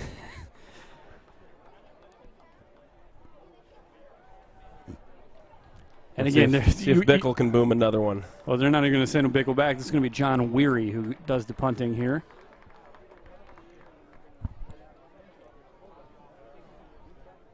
Bickle's in the clubhouse with one punt for 59 yards he gets today. to finish with a pretty efficient day for John Bickle. Okay. Interesting. Little swinging gate. Low snap picked up by Weary. He will get it away. And a good punt as well. And Sarah makes the catch in traffic at the 38-yard line with 1:20. Yeah, a little bit of, you have that conversation. You want your guys, even at those number 3 guys, you want them to continue to get reps within your playbook, and you don't want to take your foot completely off the gas there, but at the same time, get the clock to 0, get out of here healthy, and turn your focus to Carroll next week. Well, and I mean, it's incredibly important, too, to get these guys reps. You know, this is the next wave of players that are coming in, right? You know, you continue to recruit, continue to bring new people in, but you very rarely will see a Wheaton roster that has freshmen starting, sophomores starting, right? So when you get the ability to get these guys looks at home in front of a big crowd, I mean, you're readying them for their moment later on. Give is to Riddell on first down, spins out of 1 tackle, but he will be met by a couple more there. Christopher Karstens in the game. He makes the tackle there. Along with Jackson Schmid. Starting to see a few new bodies continue to trickle in. Ryan Levanchi out there at one corner, Noah Jones at the other. Watson and Schmid, the safeties. Looking in the middle of the line, Billy Bevel, the defensive tackle there. On what could be the last play of the game, as the Vikings will give up the middle, and he's brought down from behind. Clayton Reeves, the linebacker, timed up that blitz from the backside perfectly, and he makes the tackle for no gain. And that's going to be it. I think Augie's going to take this thing to the conclusion of the game, and you know, as you mentioned, just get off the field, no injuries, or relatively injury-free. Hopefully both quarterbacks that saw some time are all right today. But just a really impressive effort. I mean, we talked about, you know, Wheaton wanting to get together and click, but I mean, they did it in this half, right? This is what you expected to see. The half went relatively clean. I mean, offense was running, defense was playing as we expect. One final snap and a give to Riddell, who will take the carry out across the 45. Clock hits 0, and Wheaton will celebrate homecoming with a 45-0 victory over Augustana, running their streak over the Vikings to 14 straight. A pretty impressive second half after a frustratingly inconsistent first half for the Thunder. Yeah, this feels like one. You know, I've heard you guys talking about it on the broadcast this year so far. It's, you know, it's just, this is like your get right game, right? This is the one where it feels like everything got put together pretty well, and it was just a completely dominant effort by Wheaton. And you know, you see all these. This rivalry isn't what it once was, but if you look across the crowd, you know, back when I played and before, you know, obviously Augustana rose to prominence in the 80s, won their consecutive national championships, and just completely, basically decimated Division III, right? Just nobody could beat them. Well, you'll see the Beat Augie shirts, right? Because that's what we were about. That's what Wheaton was all about. This was our big-time conference foe, the one game that we look forward to every single year on the calendar.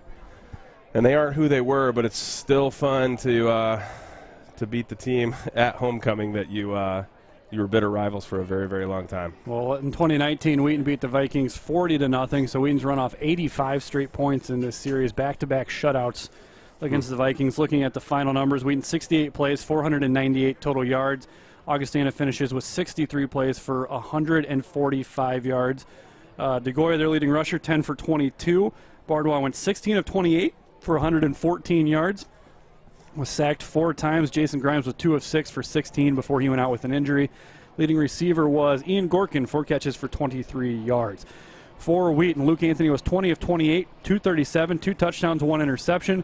Jeremiah Tucker was 1 of 4 for 4 yards. Giovanni Weeks, 14 carries, 91 yards, reached the end zone 3 times. Sam Singleton, 6 for 55. Karstens, 5 for 52. And JT, 8 carries for 45 yards. Adam Turini, the leading receiver, 6 catches, 68 yards, and a touchdown. Gio had 6 for 46. McJunkin, 3 for 29. And Terrell Brown, 1 catch for 49 yards. Ryan Schwartz, the leading tackler, 8 tackles for Wheaton. Daniel Herber, 6 solos, 8 tackles, half of a tackle for loss, half a sack. Dallas McRae, 5 tackles, 1.5 for loss, half a sack, along with Herber in that regard. Nick Harper and Brody Blackford, the 2 leading tacklers for the Vikings, with 8 hits apiece. So Wheaton takes care of business today, 45-0. They will be on the road in Waukesha next week to take on a much improved Carroll squad. They lead North Park 27-0 down at Holmgren Athletic Complex. And then Wheaton will be right back here at McCully Stadium on October 23rd, a night game against Carthage, a 6 p.m. kickoff for that one. Dan, any closing thoughts for this one? B-Doggy. That's what we do. It's a great game. 14 in a row for the Thunder. 45-0 is our final score as Coach Swider being recognized down there in the team huddle. This is a great kickoff to a great weekend for him as he will be honored tonight at an event up at the Krauser Complex. And this is just going to be a great weekend for Wheaton football with all these alums back in town and a convincing victory. Thanks, George. We just hope tonight, as you mentioned, Coach Swider out there with his, a lot of the guys that he recruited and a lot of the guys. Tonight's about making him feel how important he was to all of us and all of our families, and just think about the number of people and number of men that he sent out into the world to impact. So hopefully he feels that, and yeah. Thanks to our outstanding production crew with Sunrise Communications. For Dan Studebaker, I'm Rusty Lindsay. Thanks for joining us for today's game. Wheaton 45, Augustana 0. Happy homecoming.